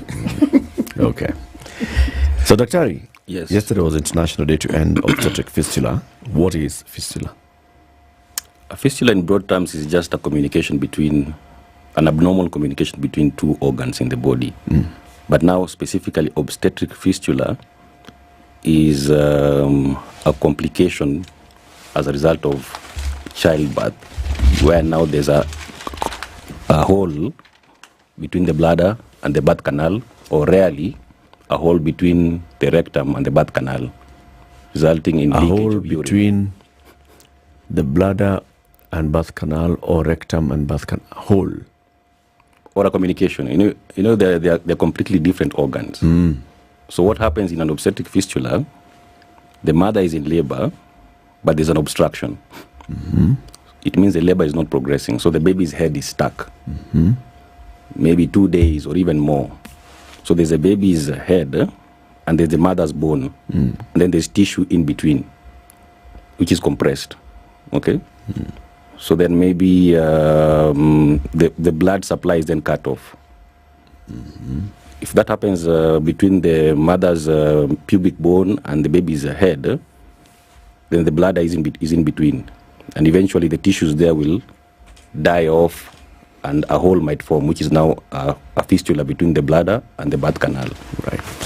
Or much more rarely, if the baby's head is stuck and now there's the mother's tailbone and the baby's head, the blood supply is cut off and then a hole might develop between the rectum and the vagina. And the consequence of this is now continuous leakage of urine from the bladder into the vagina, or sometimes leakage of stool and gas between the rectum and the vagina. Is it painful when it's happening? I mean, definitely, because then the labor is not progressing and the mother is in excruciating pain. Right. Yeah. So it's what would make this labor not progress? So it means there's a disproportion between the size of the baby and the mother's pelvis, which might mean the pelvis is too small. Like, for example, maybe a very young, let's say teenage mother, or maybe the baby is a bit big, or maybe twin pregnancy, or maybe there's a fibroid or something which is preventing the baby from descending. Or sometimes there's just no disproportion, but the baby is in a funny position. Let's say the head is just a little bit tilted. Yeah. Which means now the diameters are not presenting in a good way for the labor to progress. Okay. Yeah. So there's something that prohibits this labor from progressing. Exactly. And we're saying as a result of that, then a fistula forms, right? Exactly. So yes. the woman could be delivered of her baby, right? But the resultant situation is that a fistula will form. Are we saying that happens? Yeah, but you know, this is after, or it's in the process of this happening? No, it's not an immediate thing. It's later. It will happen after a couple of days. Okay. But you see, this is just one of the many things which is happening to this woman. Yes. Because, like you know, in Kenya, there's a high maternal mortality rate. Yes, yes. Above the global, maybe average. And one of the causes of maternal death actually is this thing called obstructed labor. Because if the labor is not progressing and the woman is in labor for days and days, she gets dehydrated. Yeah. She's susceptible to getting infections. Yeah. She might get severe bleeding as a result of the uterus rupture. You know, the uterus is contracting very powerfully, which is a natural process to deliver the baby. Yeah. But now the baby is stuck. Yeah. So many of these women actually end up dying from this obstructed labor. Okay. But the ones who survive can now have consequences such as a fistula. Okay. And then also, almost always the baby dies in this kind of a situation. Many mothers die, but the ones who survive, one of the consequences can be a fistula. Okay. Yeah. One of the things you talked about was, younger women. So if we just look at the process of development, so in younger girls, obviously, when you look at as you're growing older, things like your hips then and your pelvic area will then widen as you grow older. Yeah, with time. You get into puberty, right?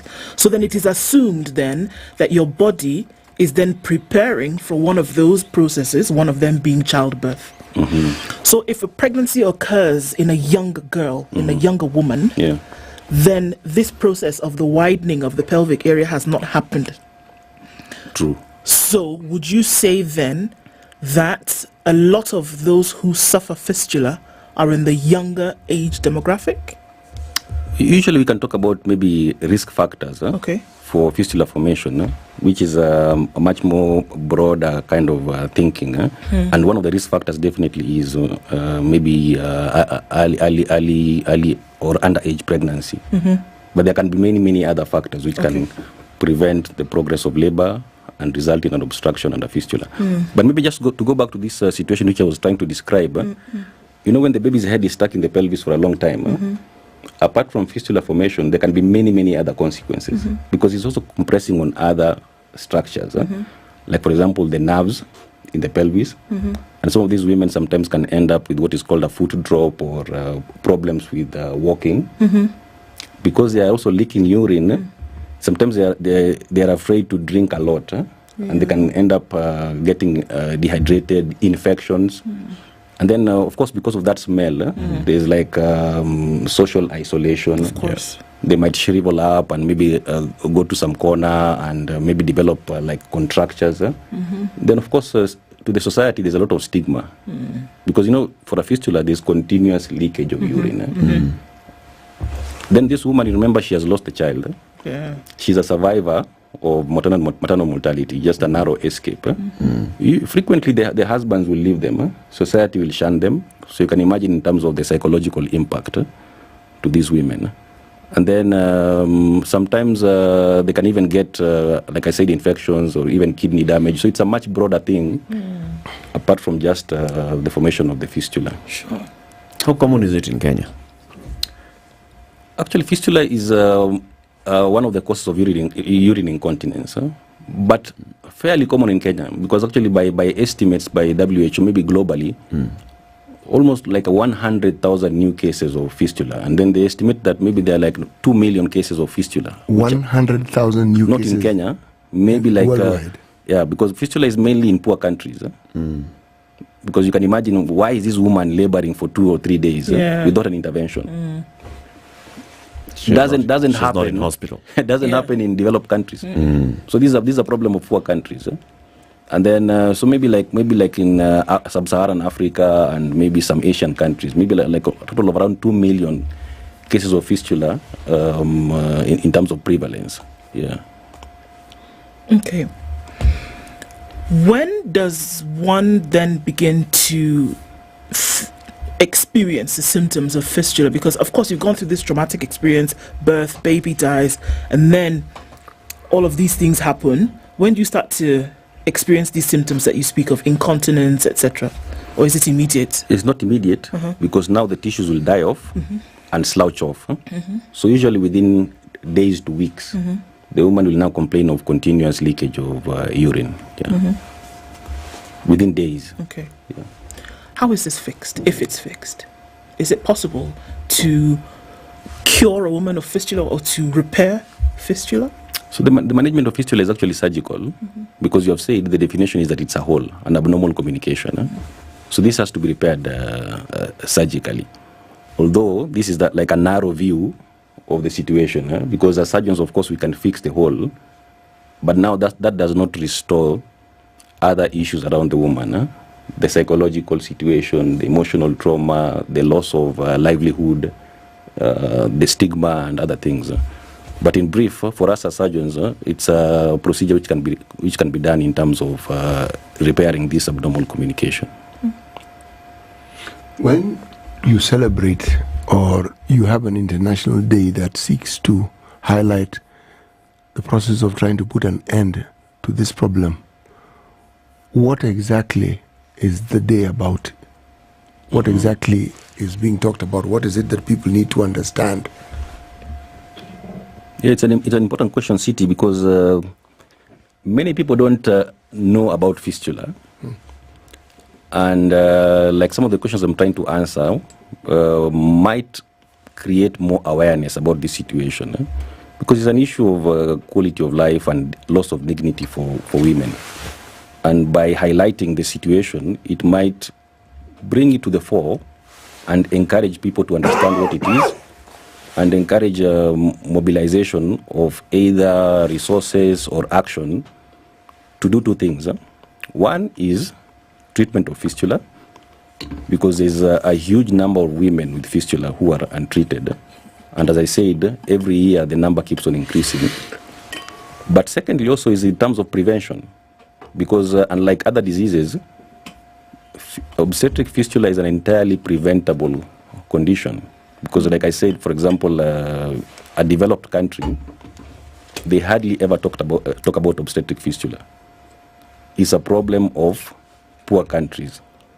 The woman is laboring, the labor is not progressing, so there are issues which are preventing this woman from going to the hospital, which might mean, it might be from the side of the patient.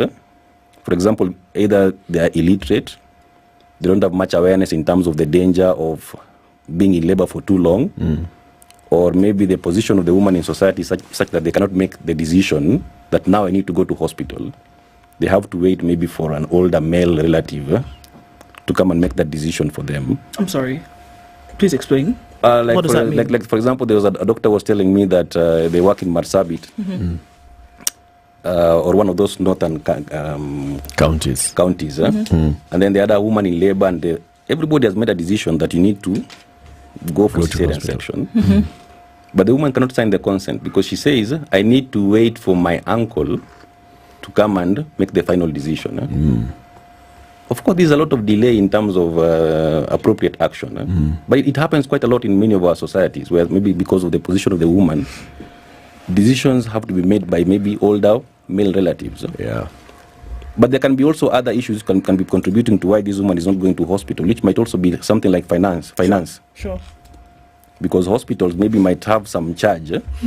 Even if it's a very small amount of money, maybe 200 shillings or whatever amount, this can be a great impediment to the woman progressing to go to hospital.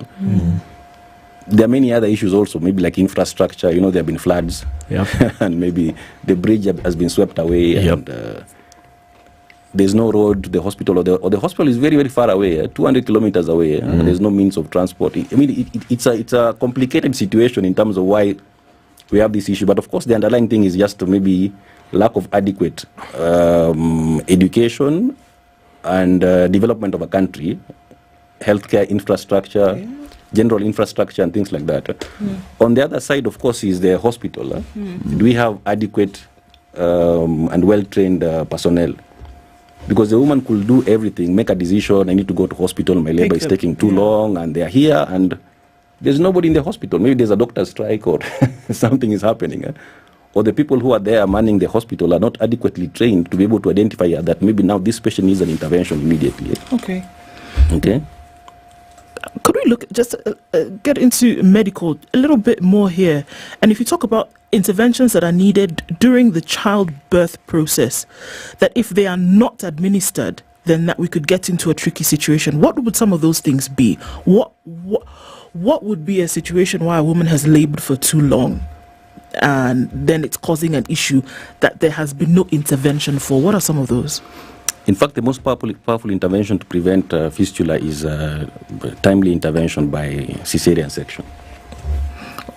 So what would be happening that you would need to make a decision to go for a cesarean section if she had started progressing naturally? And then you say, okay, hold on, everybody, we need to cut.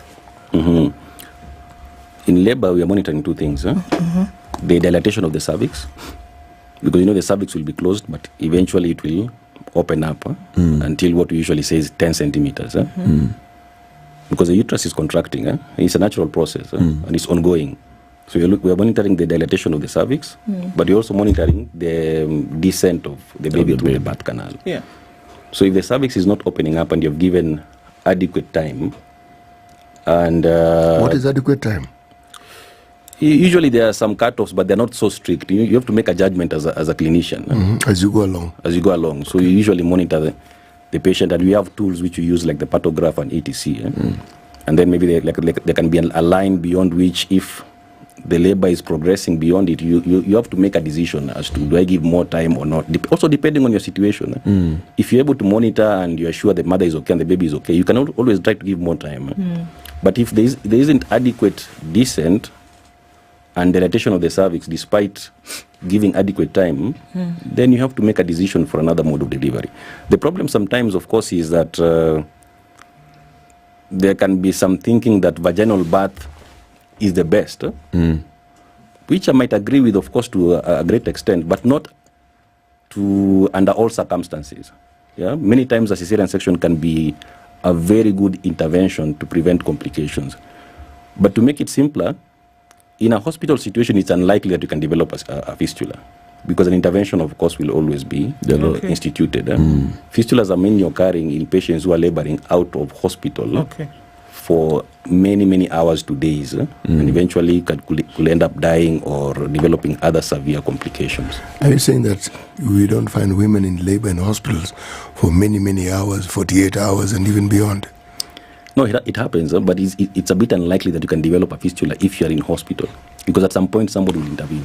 Okay, now, when we talk about adequate medical personnel being available, now we know that if we look at the WHO threshold for the ratio of doctors to patients that we should have, we don't meet that cutoff point. Is it within the realms of possibility that other medical personnel can be trained, to diagnose and understand the situation, so that the person is probably moved from where they are to a place where appropriate care can be taken? But even more so, when you talk about traditional birth attendants, because we still have a very large number of people in this country who will go to a traditional birth attendant because that is the person who is known to be able to handle such matters. Are there situations where such people can be trained to simply understand that this thing is beyond us and it is necessary for us to take the next step and get this person to a health facility where they can be attended to appropriately? It's City, I like your question, but it's also a bit complicated. But one thing you have to know is that the childbirth process itself is the tail end. This process begins when the woman maybe is initially planning to get pregnant, which means we want pregnancies to be planned. Okay? Which means also there's an aspect about contraception. Which also means that there are certain categories of women that maybe should delay getting pregnant. Like, for example, you've talked about if you are still maybe like a teenager or etc. This is not an appropriate time for you to get pregnant. So before we get to the delivery and labor process and etc., we need to go much, much further in terms of, is the pregnancy planned? Okay, are you ready for pregnancy? Which means maybe might need to be on some form of contraception or something like that. And then once you're pregnant, it's very important that you have to attend the antenatal clinic. There has to be education to women that you need to be seen in clinic while you're pregnant, because many of the issues which we encounter in the delivery room, which can lead to complications, could have been easily identified or even resolved while the woman was pregnant. So for example, common scenario, somebody is coming in labor and the baby is in a wrong position, what is called like a breech, buttocks first. And then you're discovering this when the woman is almost delivering, and there's a panic and everybody's running around.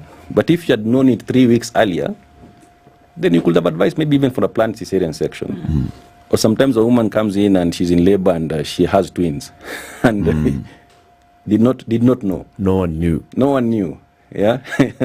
So you see, you can end up with serious complications at the time of delivery, and yet maybe some intervention could have been done much, much earlier if we knew. And also maybe sometimes there are some medical conditions which can lead to issues. For example, if you have diabetes and it's poorly controlled, big baby. So just attending clinic and following the advice, doing at least some few ultrasounds can prevent a lot of issues which sometimes we encounter in the delivery room. Now, coming to your question in terms of can other healthcare cadres help in bridging the gap in terms of the medical workforce, I entirely agree with that, because we don't have enough obstetricians, and it's not practical in any country that every delivery has to be attended to by an obstetrician. In fact, even in developed countries like even the UK and etc., it's mainly midwives who are conducting deliveries, because you can train more midwives and standardize the care of women.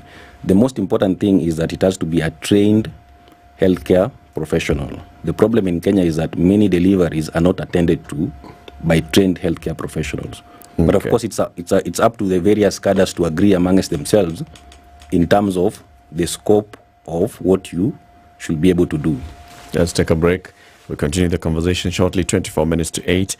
Dr. Bob Achila is a consultant urogynecologist. He's here today telling us all about obstetric fistulas. Yesterday was the International Day to End Obstetric Fistulas.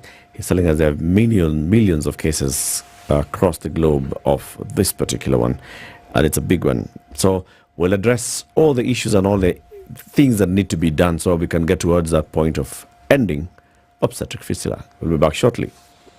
This is the Situation Room, the only way to start your day.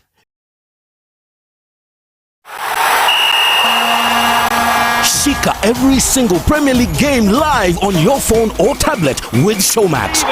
Unbelievable. Absolutely unbelievable. For just 500 shillings a month, catch all the games, all the highlights, all the previews, all the reviews. They're desperately trying to stop him. Goal Rush, Analysis, Gen XG, The Righty Show, Live Match Pause and Rewind feature.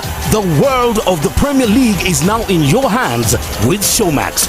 Kushika Showmax and catch every game live mkononi. Download the Showmax app to your phone or tablet today. Shika Game na Showmax. Streaming for Africa. Sign up on showmax.com. Do you have the passion, the interest to tell a story to the world in your own style? Well, we're ready to take you in and help you grow your talents in the media industry. The Standard Group, in partnership with Talanta Institute, is offering a media training and incubation program courtesy of Standard Talanta Academy, where we nurture and guide industry talents on an array of topics from writing, reporting, media law and ethics, investigative journalism and research to the Kenya Copyright Board, Kenya Film Commission and the Kenya Films and Classification Board legal frameworks. To apply to the Standard Talanta Academy for our upcoming May intake, visit www.talanta.ac.ke or call 0724 468 468. The Standard Talanta Academy. The weather with SpiceFM. Sunny conditions in Nairobi this morning. We'll see highs of 23 and lows of 14, and highs of 25 and lows of 14 in a sunny Nakuru. In Nyeri, sunny as well, highs of 23 and lows of 15, while into a cloudy Eldoret, highs of 23 and lows of 14. It's sunny morning in Mombasa at 25 and sunny as well at 25 in Malindi. Kisumu was cloudy at 22 with highs of 27, and looking into a cloudy Kakamega at 19, we'll see highs of 27 and lows of 17. Kampala is sunny at 20 with highs of 27, while partly sunny at 24 in Dar es Salaam. We'll see highs of 31.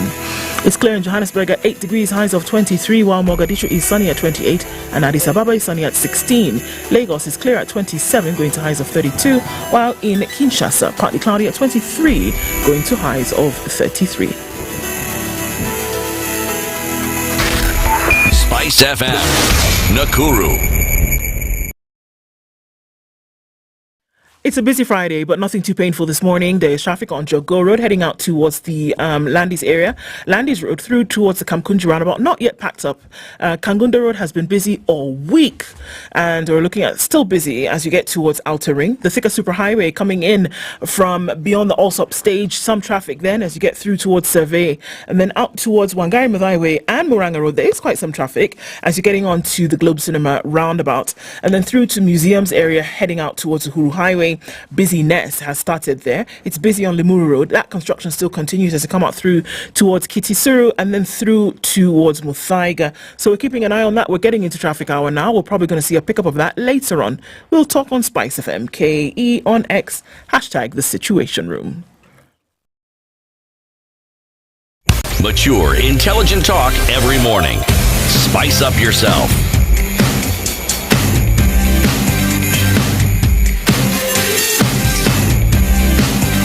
Mornings done right.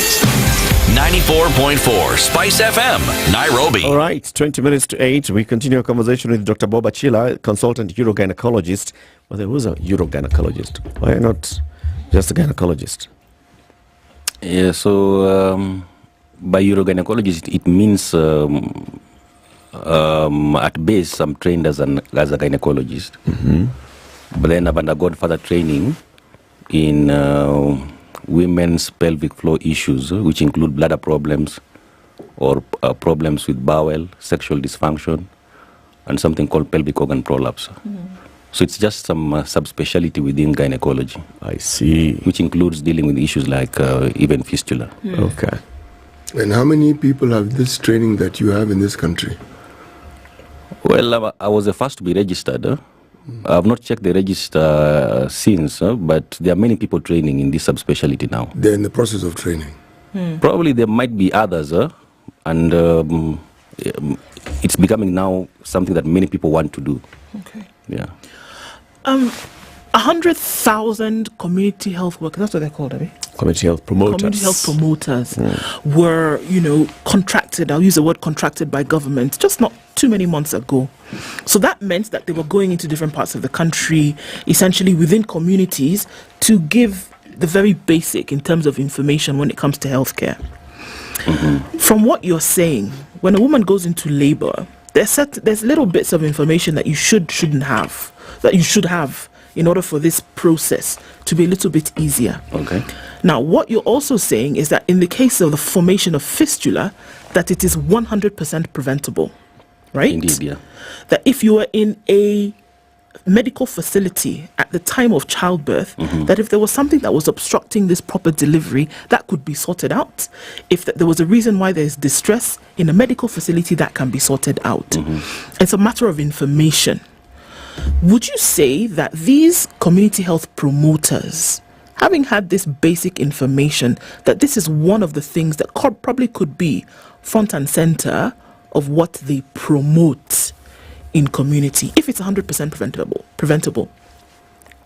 I guess this is one of their mandate and one of their roles, to educate the public about seeking healthcare, because there can be a problem in terms of health-seeking behavior.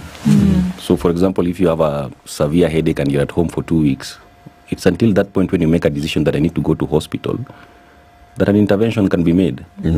So, labor many times goes on very well, but there needs to be an understanding also that if the labor is not progressing or laboring at home, can have serious consequences for you.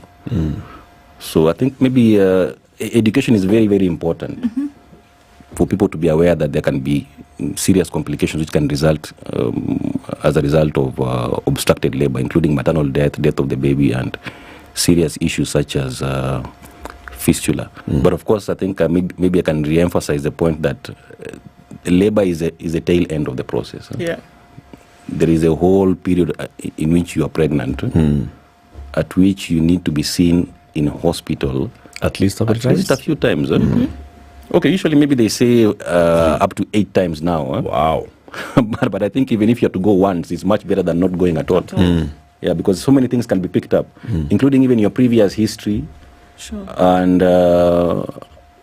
some interventions can be put in place much, much earlier instead of waiting for labor and then trying to do things at the last minute when maybe it's not possible to correct some of these things. Okay. Yeah. So there are some issues then. So there'll be several reasons why this woman who's pregnant will not go for antenatal care.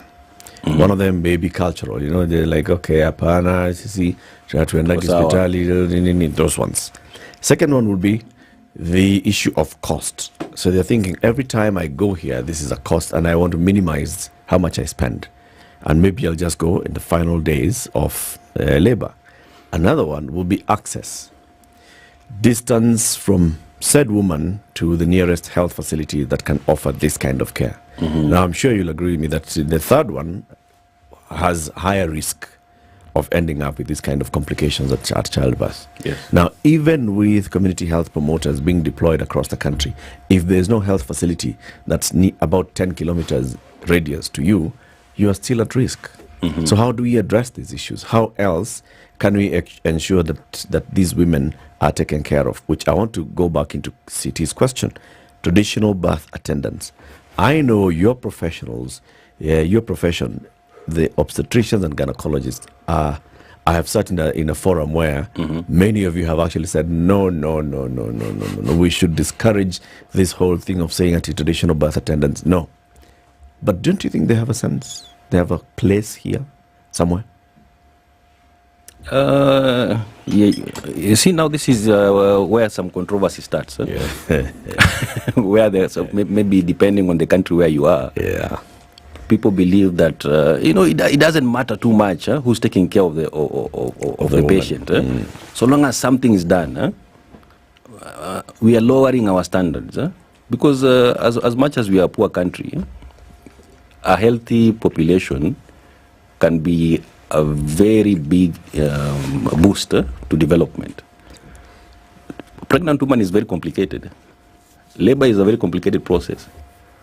So I don't know how low we want to go in terms of who will be taking care of our mothers when they are pregnant and when they are laboring. Maybe not low. If you can consider encouraging the traditional birth attendants to be in an association of some sort where they get some regular training, where they also know at this particular point, reach out to a health professional.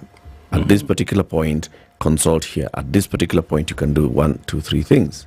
If you can offer them some, like you said, some level of training, but you give it some bit of comfort.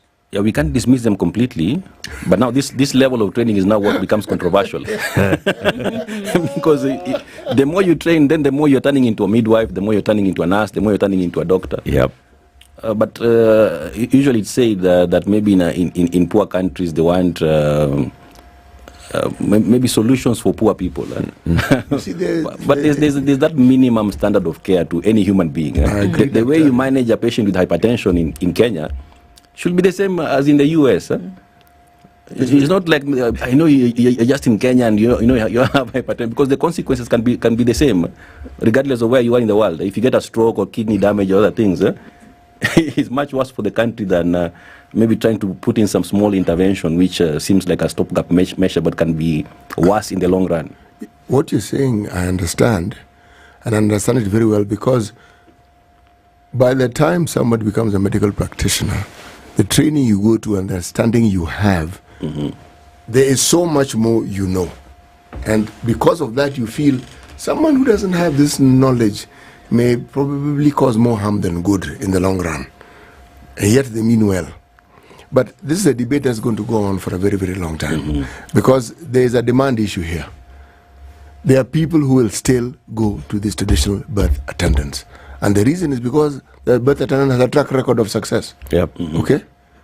And in many cases, the only the closest available yes help. Yes. He talked about research. No, he didn't. I'm talking about research. Research actually has shown that when it comes to reducing mortality, training traditional birth attendants does not help reduce mortality at childbirth. And when compared to people who have been actually medically trained, the mortality rate is reduced significantly when you have somebody who is medically trained attending to a mother who is giving birth. But that one research has shown. It's not something that is an ifs and buts. But when you're talking about 28% onwards to around 35% of people in certain regions, for instance in this country, still going to traditional birth attendants, despite the proliferation of healthcare facilities and the increase of the number of people who can provide what you call healthcare because they've been trained, it is not that cadre of health personnel cannot be ignored. You see, even the issue of community health workers, I know we've given a funky new name. I'm not going to use that name. I'm going to call them promoters. Yes, yes, promoters. Yes, they promote. You see, when you're talking about promotive or you're talking about preventative and promotive healthcare, it's very basic. And yes, again here, research has shown that in certain instances, in certain diseases, you're talking about malaria, you're talking about diarrhea, they can be used extremely effectively. Okay? But what Dr. says, which is true, is in a rural setting, these people then become doctors. They go beyond the scope. Yes, and that is where the problem arises. Because people go to them for specific things, and they even know what it is that they should do. But because they're the only ones available, sooner or later, they start taking up roles. But you see, that's the thing, City. Yes. You see, it's a system issue. You've sent a community health promoter to a certain village, right? And yet this village doesn't have a functional health facility. Or one nearby. Yes. So what happens is that the people know this to be the health person. Yes, They're they called do. health. So the people will go to the health officer, and they don't know you're a community health promoter. You just wear a white coat. Health. Yes, and you came the other day with this thing and you pimmered my pressure, and you answered that Even people who sell smokies wear white. Yeah, but they don't pimmer your pressure and your temperature. You know. So when they start pimmering your pressure and your temperature, and they're talking about health, and they're telling you eat this and eat the other because of your health, then they become the health experts. And if there's no other health expert or health facility nearby, then the people just know that this is a person, this is a government person, so this is a person we go to. And then the person may be meaning well. They want to offer you better service. But if they know that they're sending you some 100 kilometers away to the next health facility, and they can look at you and they know who you, after 50 kilometers, how do we go there? You have a very valid point. You see, I raise this because I have been a champion for community health promoters. It's an agenda I've pushed for the longest time. So when they came into being, I said, at last. But the limitations that we have to be pointed out so that they are taken care of. Yeah. So maybe the other thing, the other way to look at it maybe is they might be better than nothing, definitely. Yeah. But there has to be like a long-term overall plan. You know what sometimes happens is you start a stopgap measure, then it becomes permanent. Now this becomes like what we think is the best standard of care. If there's an overall ultimate goal in terms of how we want our healthcare infrastructure and personnel to be, but then this is how we are beginning and eventually build capacity, then it makes sense. But the problem that sometimes we have is that somebody comes up with an idea and then it becomes like a permanent solution. But this is not the... It's not the ideal. Yeah, but you see, Dr. It has to be very clear to us that this is not the ideal, but in the meantime, this is what we are doing. There's a bigger problem here. The way people who have the magnificent training like yourself who are doctors, I am aware that we've moved from the time when medical doctors believed that clinical officers, nurses were adjuncts, meaning they were not considered as separate professionals within this particular sphere, but they were sort of like a lower cadre health person. Now, the thinking that only doctors can actually provide the care is where we need to move from, and embrace those who can do certain things and say, this one they can do. Mm-hmm. I know this because I have lived a situation where even the small matter of counting drugs so that you can package it was an issue because you're not trained to count. You've already gone to school, surely. So, City, maybe the other thing is this. Yes. What we want at those lower levels is probably not training in terms of intervention, but training in terms of recognition of an issue and referral. Exactly. Yeah. So, because I'm looking at a situation that where we continue to flirt with danger here, and we because I cannot imagine what a woman would be going through with an issue of fistula. I cannot imagine minute to minute suffering for 24 hours for however long until the issue is taken care of. It must be life altering in terms of, and then just the danger of infection, and then having to go in for treating an infection over and over and over again, because that's what you deal with, is it not? You're dealing with this danger of infection every minute that you have fistula. So if we look at it like that and say that one woman suffering fistula is too many a woman for us not to do something about this recognition of a danger. So can people be trained to say, okay, look, when we see that there's a possibility of something happening, then can we refer quickly? And then the onus then lies on jurisdictions to say, look, if we don't have a functioning medical facility whereby this danger then lies threatening, then we must do something about it to make sure, especially because we've already established that this thing is 100% preventable. 100%. Not 50%, not 25%. It's 100% preventable if this woman at the time of labor is in a medical facility whereby any kind of obstruction then can be prevented or intervention can be made. You know, I think we still kind of glossing over it like, all right, well, you know, if we have, then no. Because if we look at what a woman goes through who has fistula, that should be enough for us to say, no, guys, we're playing Russian roulette with this thing. Let us make sure that we do something about it. It's very depressing. Like sometimes when you organize for fistula camps, you find, let's say, a woman who's 58 years old coming in for repair of fistula. And she's had it for... And then she got it when she was like maybe 18 years old. So you can imagine, the quality of life that she has been leading for all that time. It's unbelievable. It's completely devastating. So there are usually two things. One is treatment of the fistula, because there's a huge number of women with fistula. And sometimes a very long waiting time before the repair. So there needs to be investment in terms of capacity building and training for people to manage this kind of women and alleviate their suffering and reintegrate them into society. Right. But also now there's the other aspect of prevention, which from this discussion is coming out as something which is a bit complicated and multifaceted. Do we have the required workforce? Do we need to integrate other lower cadres? This is a debate, of course, which needs to go on. There is a contribution of government, of course, in terms of infrastructure, both in terms of health, but also other kinds of infrastructure, like access roads. Yes. And then also investment in education, because illiteracy is a very big risk factor. For complications. And even culture and tradition, where you have to wait for your senior uncle to say you should go for. Of course, also eliminating some of these cultural beliefs and practices around labor and delivery, because in many communities, if you have a cesarean section, then they consider this to be a very, very bad outcome. But in many circumstances, cesarean section is a very good intervention if the decision is made by appropriately trained persons.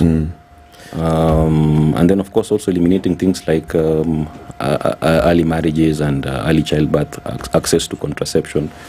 So the prevention part is complicated, and many people are trying to do something about it. But what we know from many countries is that once there's improvement in terms of the socioeconomic situation in a country, then things like fistula just usually disappear on their own.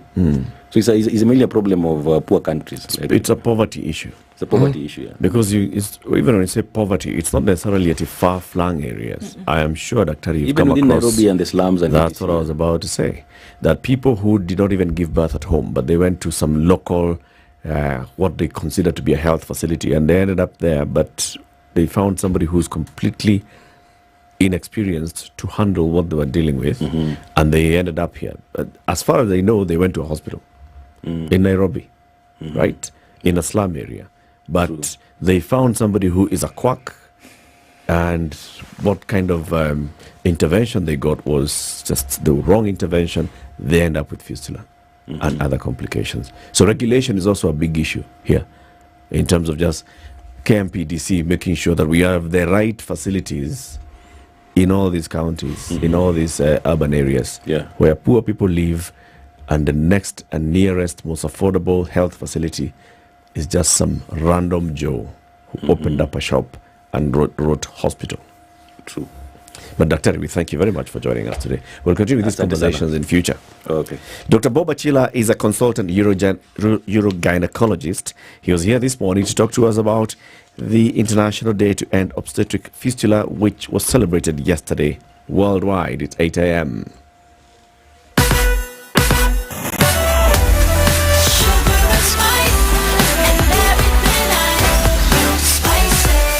Spice up your life. It's now 8 a.m. Get effective relief from strong pain with Panadol Extra. Panadol. Relief starts here.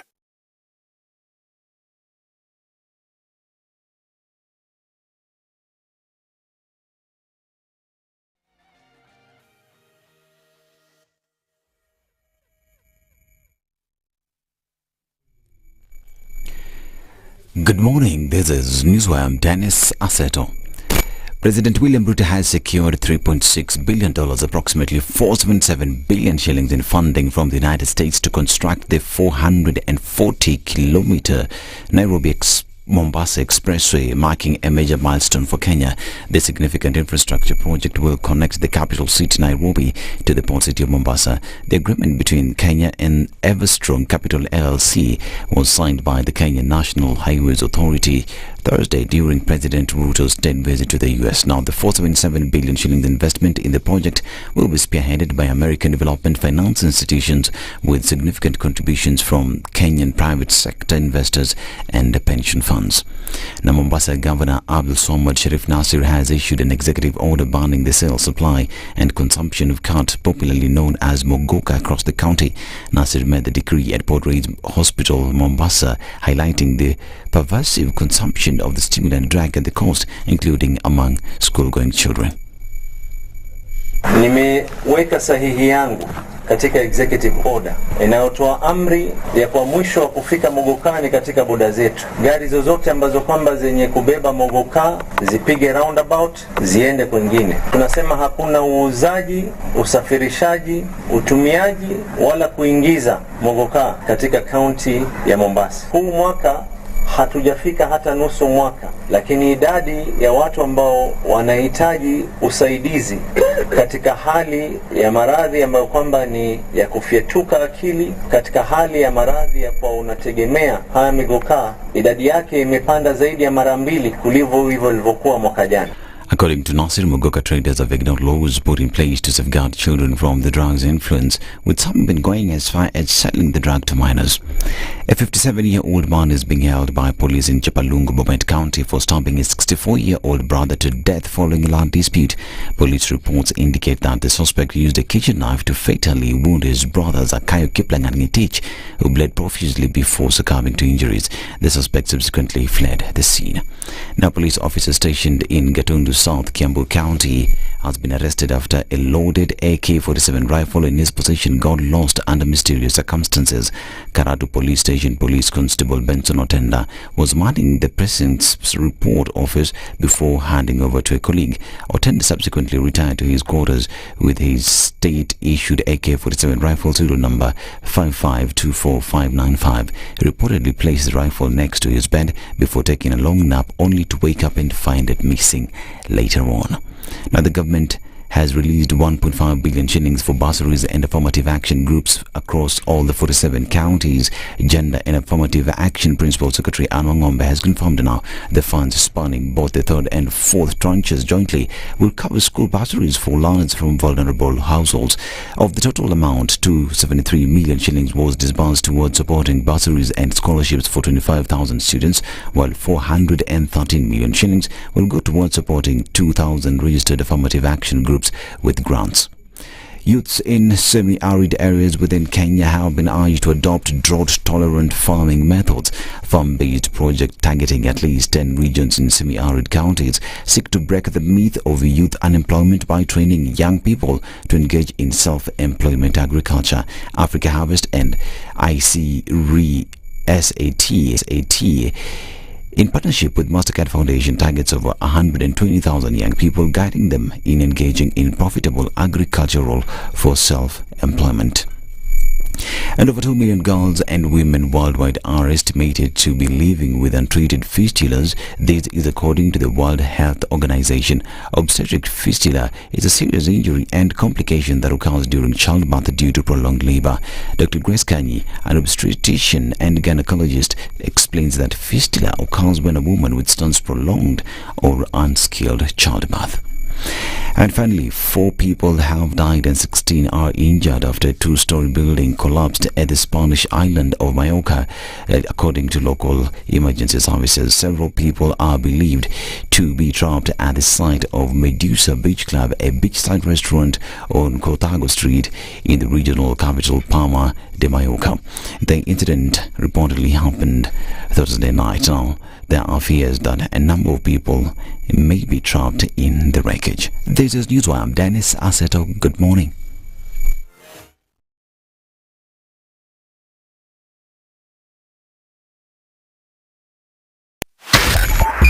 .5 Spice FM, Kisumu.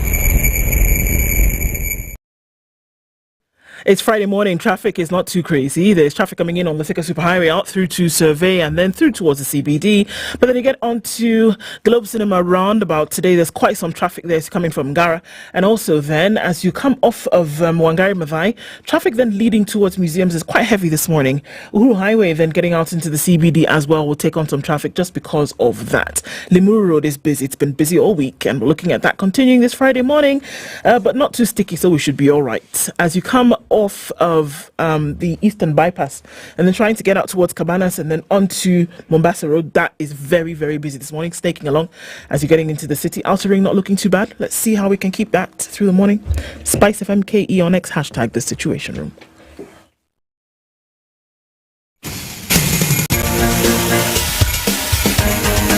This is the Situation Room, the home of hard-hitting political commentary and penetrating insights about the state of the nation. This is a talk radio experience like no other. The Situation Room, a place for hard truths, debates, and elevated conversations. The Situation Room, witty, political, engaging, deep, controversial. In the room, we have C.T. Muga, researcher, academic, seasoned political observer, a fountain of wisdom in these politically uncertain times. Ndu Okoh, Nigerian by birth, Kenyan by choice, communications expert, Pan-Africanist, a truth seeker and believer in people power, and Eric Latiff, agent provocateur, the man in the chair, seasoned journalist, news hound, a man who believes in punching up, not down.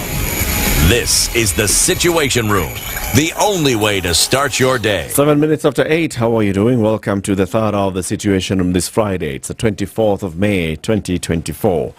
The second last Friday of May. Yani May has had how many Fridays so far? 5. Like 17. Okay, fine. Hey. 17 also known as 5. But I'd like them to just stay like that, man. If we get into June, the year is gone. Yes, it is. You might as well say Merry Christmas. The longer we stay in May, the better. For very many things. Vision board. Okay. New Year's resolution. New Year's resolution.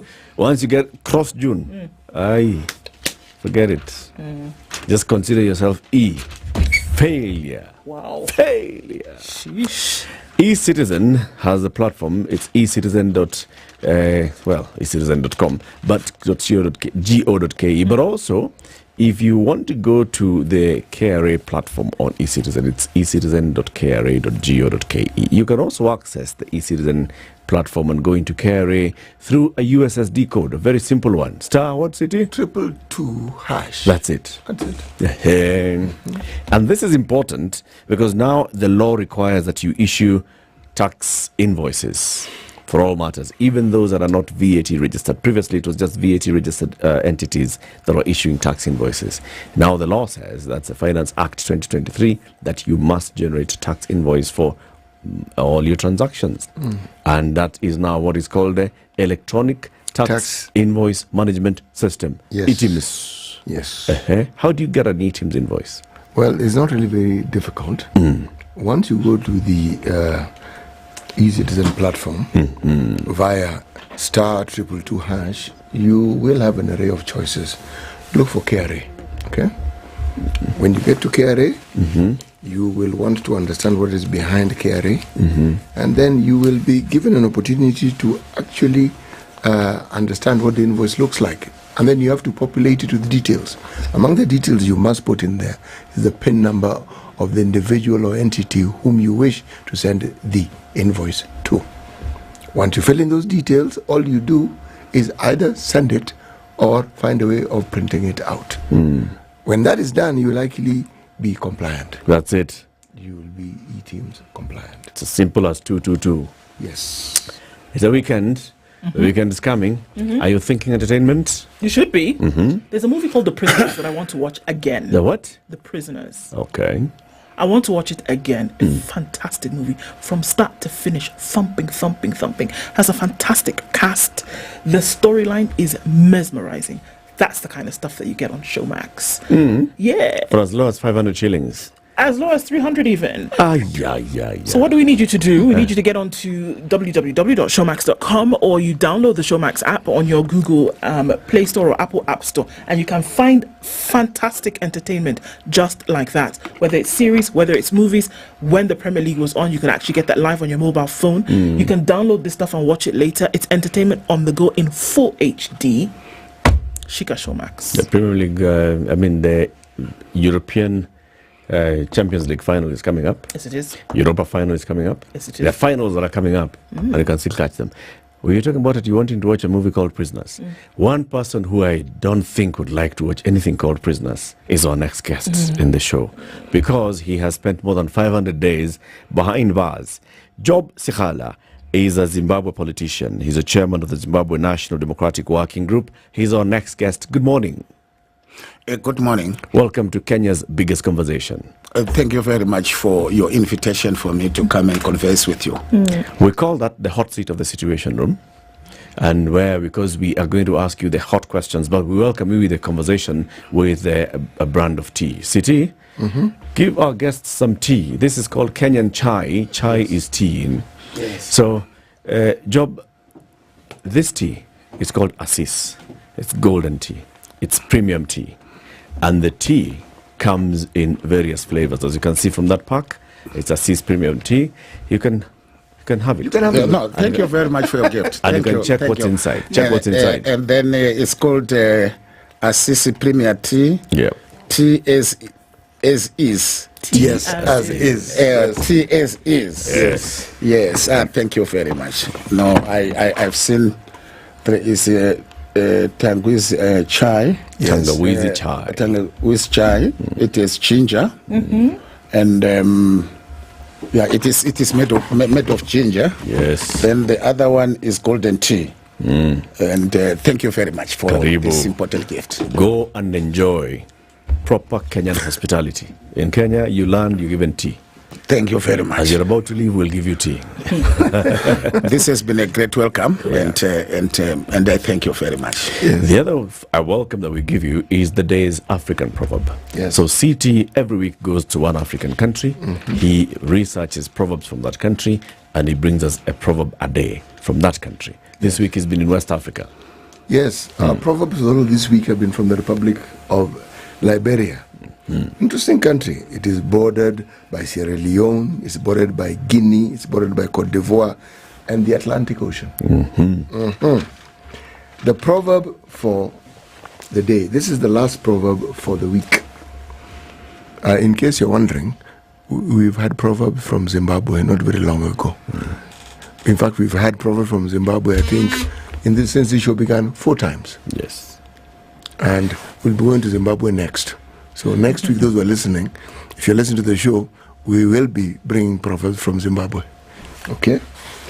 If a monkey throws down its baby from the top of the tree, the rock below has no other alternative but to burst its head.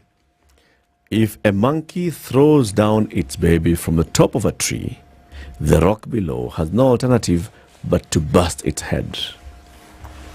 Job, what's your interpretation of this proverb? What do you think the Liberians are telling us? Is that when a heartless person does cruelty on its own offspring, there is no alternative for the vultures. They will simply welcome it and make sure that the desires of that person is achieved. Is fulfilled. Is achieved and fulfilled. You start your evil scheme, everything else will align to give you what you wanted. The consequence of your own evil action. Okay. That's an interesting one. Job Sikhala, you are a politician from Zimbabwe. You've been a member of parliament. You're a lawyer by training and profession. You've been a member of parliament for a number of years. For a number of years, you joined opposition politics in Zimbabwe. You were part of those that were, when Zimbabwe's opposition now started, gaining steam through the movement for democratic change, Job Sikhala was in there. Last year, there was an election in Zimbabwe, and you did not participate in August 2023. Emmerson Mnangagwa was declared the winner of that election. Where were you? I was in prison. I was arrested on the 14th of June 2022 over the allegations of having incited the public to revenge the death of my client, Mo Blessing Ali, who was an opposition political activist and also an opposition political leader. So what happened is that the regime found an excuse for them to accuse me that I have incited the public to revenge the death of Mo Blessing Ali. The allegations which they made me stay in prison for 595 days. During the period, that entire period, I was taken away from my constituency because I was not only a legal practitioner but also a member of parliament for a constituency called Sengesa West, which is based in Harare. So basically it was a double-edged loss that I was not able to practice as a legal practitioner and also to represent the constituency which I was elected by the people of Zimbabwe to be their member of parliament. In these 595 days, were you taken to court? Were you charged? Did you take a plea? I was not only facing this case of Mo Blessing Ali, but I also say they also mounted other several charges against me. So all in all, it ended up facing 5 charges of different cases, but 3 of them were on incitement, and the other one was on disorderly conduct, where they were alleging that myself and other persons in Zimbabwe, we during the period of the by-elections, we disrupted the ZANU-PF rally, which in actual fact was completely false. And I was acquitted of that case. And the last one was the matter where they were alleging that the final case, which they later alleged me, concerned some issues to do with the conflict between myself and some ZANU-PF persons in Zimbabwe. Okay. At what point in your political career were you when all of these things were happening, Job? And I asked that question because, yes, you're a lawyer, you're also a member of parliament, but you had other aspirations, did you not? The aspirations when I was taken into prison or what? Of course, I was by 2022. By 2022. Yeah, of course, I wanted to continue serving the people of Zambeza West and represent them again during the last elections as their candidate. But unfortunately, it was taken away from me because I was kept in prison. Okay. That was my aspiration, was for me to continue doing what I was doing for my constituency and remain their member of parliament. But I was eliminated from the race. Is it possible perhaps that there are those within the ruling party who assume that you are probably gunning for a much higher position than that of a member of parliament? The issue was not basically about gunning for a bigger position. The intelligence that we obtained, and which is a fact, was that they didn't want myself to be present during the elections on the basis that my combination with the presidential candidate Nelson Chamisa was going to be a very difficult call for the ruling party. So what they had to do was to eliminate one of us, which they did by taking me away. They didn't want me to give support and back up to Nelson Chamisa's presidential candidature. Why? There was no thoughts that I had at that time for me to contest for a higher position in 2023 on the basis that we already had resolved on who was going to be our torchbearer during those elections. Okay. But surely there must have been something about you. From what you're saying now, if you were incarcerated or you were put away, that meant that you would not be able to do certain things. People would not hear from you. You would not present yourself as candidate. If you're away from the limelight, nobody would hear of you. So what is it about you that they would want to keep quiet? No, I think what they wanted to do was to make sure that in terms of mobilization, because in terms of mobilization and calling upon the people of Zimbabwe to vote for change, there is no doubt, even against my enemies, they know my ability to organize and mobilize people to rally behind a cause. So ZANU-PF was well aware of that. Okay. So they thought that I was going to mobilize for the victory of the opposition, and in that they thought it wise to keep me away from the public eye. Okay. Let's look a little bit into that change that you speak of, because obviously we speak when we know that there's somebody who would be seen as a change agent is coming into the political fore, and is then able to rally people around like you've said you can, or that you've said you do, what kind of change are we talking about? Because we know what has been happening in Zimbabwe for the last 2 decades, 3 decades, and we can see the progression of when you talk about opening up of the democratic space, or when you speak of them bringing back the development agenda, huge issues like putting back power in terms of economics back into the hands of the black Zimbabweans. Those are big issues. But what are some of the change that you speak of that you were going to rally people around that people didn't want you to be involved in?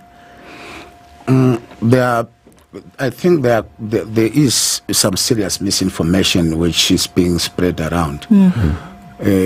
Of course, there is transfer of the economy from the to the majority of black people. But what you should understand is that the people who have been beneficiaries of all the empowerment programs in Zimbabwe were only the people who have been aligned to the regime. Those who have been aligned to the elite of the system, these are the people who benefited during the entire economic reform program in Zimbabwe. But the majority of Zimbabweans are still suffering in a huge way. Recent studies and survey that has been held in our country shows that 49% of the citizens of Zimbabwe live under extreme poverty. And when they are talking about extreme poverty, is that a person would not be able to get one decent meal a day. So we have got a population of almost half of our population not able to get one decent meal a day. 85% of our people are not on employment. Unemployment rate is at 85%, which is extremely huge. 85%. How much? At 85% unemployment rate in our country, which is extremely huge. And also, not only that, there is the collapse of the health services system in our country. The education sector is collapsed completely. The remuneration of the public service in our country is the most laughable remuneration any worker can get, not only in Southern Africa, but in the world as a whole. There are many challenges the people of Zimbabwe are currently facing. And these are the issues which the people of Zimbabwe want to change. That's why they are calling for new leaders to come on the map, for them to chart the way forward for our country. But then, Job, when you look at all this, I mean, these are very high numbers. When you talk about extreme poverty, close to half of the population is extremely poor, cannot afford a meal a day, and the high rates of unemployment and everything else. There are those who put a nexus between bad governance, yes, but also the act of the international community, the crippling sanctions that Zimbabwe was placed under for many years, that then therefore meant that Zimbabwe was sort of just locked out of the rest of the world. Would you say that this nexus exists, or is it justified? But what you must understand is that Zimbabwe has never been stopped to trade with another country. And there was a well-publicized local East policy. Zimbabwe is a country which is blessed and endowed with huge mineral resources. There are very few countries which can pride itself for being in possession of mineral resources like Zimbabwe. Would you talk of platinum? Would you talk of gold? Would you talk of lithium? Would you talk of diamonds? Now, of recent past, you know, Zimbabwe has discovered oil and gas. And all these minerals have been trading openly during all these periods, or this period of the so-called sanctions. What you must also understand is that at the core challenge of the Zimbabwean problem at the present moment is corruption. Corruption is celebrated where few individuals would loot the national resources and eat on behalf of the starving masses.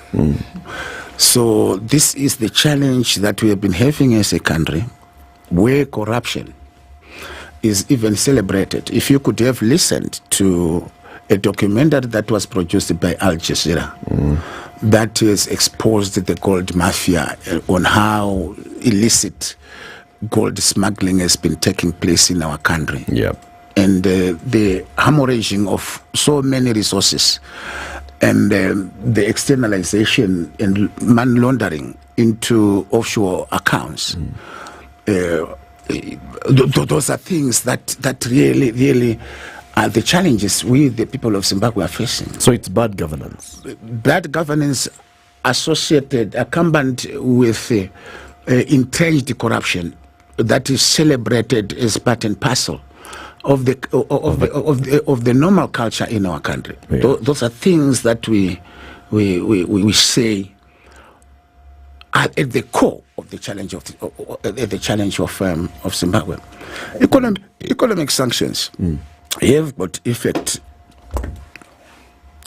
on an economy, but this is not the first situation when Zimbabwe came under economic sanctions. During the period of Ian Douglas Smith's regime, from 1965, after his declaration of UDI, Unilateral Declaration of Independence, Zimbabwe's economy and what you are seeing in Zimbabwe at the present moment has been built during that period from 1965 to 1980. The economic growth rate of Zimbabwe from 1965 to 1980, Zimbabwe was enjoying an annual growth rate of 8% economic growth per annum during the period of the economic sanctions. So when you are faced with economic sanctions, what you should do is for you to put in place mechanisms for you to be able to survive the difficulties and vicissitudes that are associated with economic sanctions. It seems the Zimbabwean regime has failed for a long time for them to negotiate and navigate on how they are going to deal with the economic sanctions question. So we should also not forget that Zimbabweans themselves are also saying, yes, we understand there are economic sanctions that have been imposed against our country, but there are also domestic economic sanctions that have been imposed against the people of Zimbabwe. They are not allowed to choose leaders of their own choice. People are living under repression. There are gross human rights abuses in the nation of Zimbabwe. People are not given the liberty for them to exercise the rights that are endowed to them both within the domestic and international standards. So these are some of the challenges which the people of Zimbabwe are saying. So in terms of economic growth, sanctions did not completely retard economic growth in Zimbabwe on the basis that Zimbabwe has been trading its minerals, it has been holding trade treaties with so many countries, and Africa has always been trading with Zimbabwe even during the period of the economic sanctions. That's true. Yeah, the Look East policy pushed Zimbabwe to trade with China and other East Asian countries. So we must be able to confront the truth. The truth of the matter is that the challenge which Zimbabwe has is political. The issue of governance, the issue of how the democratic space is opened up and leave the trace of tyranny and dictatorship. Okay. Zimbabwe's economy will grow. And also to run away from corruption, the practice that has been institutionalized in our country. Let's take a break on that note. 27 minutes to 9. Our guest this morning is Job Sikhala. In Zimbabwe and elsewhere, he is known as Wiwa, after Ken Saro-Wiwa, that Nigerian activist. Somebody's posted a comment on our YouTube channel, says that he went to University of Zimbabwe in 1997 to 2002, and he met you there. He was a student then. He met you there. You'll also tell us about your days in the university and how you started this whole activism journey and the journey towards political leadership and governance. Plus, you'll tell us what you think should be the next steps for the people of Zimbabwe and how Zimbabwe then can move towards what you consider to be the dream that Zimbabwe should be aspiring to. 27 minutes to 9. Keep it here. We'll be back. This is the Situation Room, the only way to start. Do you have the passion, the interest to tell a story to the world in your own style?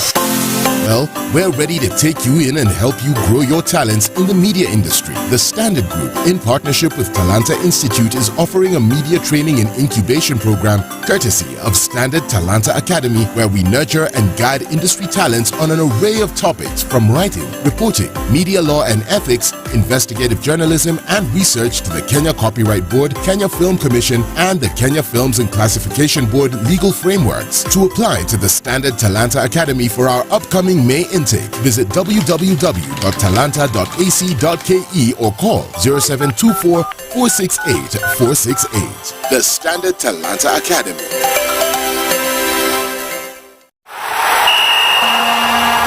Shika every single Premier League game live on your phone or tablet with Showmax. Unbelievable. Absolutely unbelievable. For just 500 shillings a month, catch all the games, all the highlights, all the previews, all the reviews. They're desperately trying to stop him. Goal rush, analysis, Gen XG, The Righty Show, live match pause and rewind feature.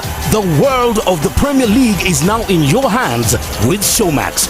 Kushika Showmax and catch every game live mkononi. Download the Showmax app to your phone or tablet today. Shika game na Showmax. Streaming for Africa. Sign up on showmax.com. The weather with SpiceFM.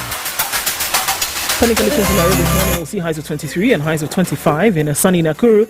24 will be the high in a sunny Nyeri, and in Eldoret it's cloudy at 17, going to highs of 23. It's 26 and sunny in Mombasa and 27 and sunny in Malindi. Kisumu, there's a haze over the city at 23, going to highs of 27. And it's a hazy morning as well at 20 in Kakamega, going to highs of 27. Kampala at 22 is cloudy with highs of 27, and we'll see highs of 31 in a sunny Dar es Salaam at 24. Into Johannesburg, it's sunny at 11 with highs of 23, and Mogadishu at 29, sunny going to highs of 32. We'll see highs of 26 in a sunny Addis Ababa, currently at 19. Lagos, sunny at 27 with highs of 32, and Kinshasa is cloudy at 24, going to highs of 33.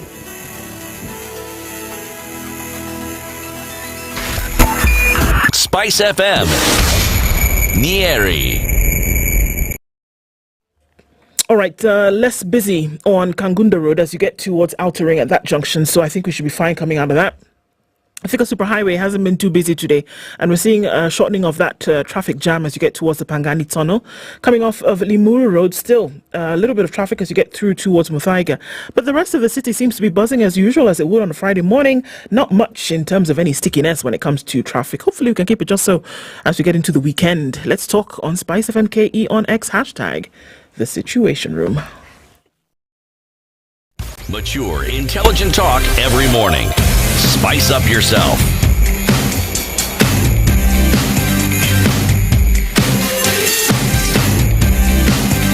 Mornings done right. 94.4 Spice FM, Nairobi. Our conversation continues with Zimbabwe leader Job Sikhala, chairman of the Zimbabwe National Democratic Working Group. What is that group, Job? It is a congregation progressive forces and different constituent bodies in Zimbabwe. That includes progressive political parties, churches, labor representatives, students, people with disabilities, corporate business sector, people who come from informal sector, and quite a number of many constituent groups and bodies. They are the ones who constitute the National Democratic Working Group. So individuals seconded from different organizations are the ones that constitute the National Democratic Working Group in Zimbabwe. Myself, I'm its facilitator and its chairman. What are the objectives of the National Democratic Working Group? It is a movement.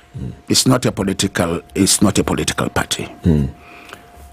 Whose objectives is for it to engage the citizens of Zimbabwe to understand the way how they have been engaged in the mass democratic struggle for a long time without achieving any results. You should understand that the people of Zimbabwe have been involved in the mass democratic struggle for them to install a government of their own choice for almost 25 years now.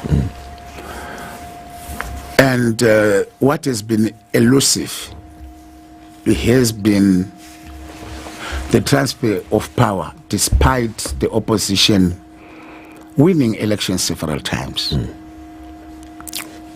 So there is a cardinal question which needs an answer. Why are we failing to deliver change in Zimbabwe when we have got such overwhelming support? Is support alone sufficient to bring change?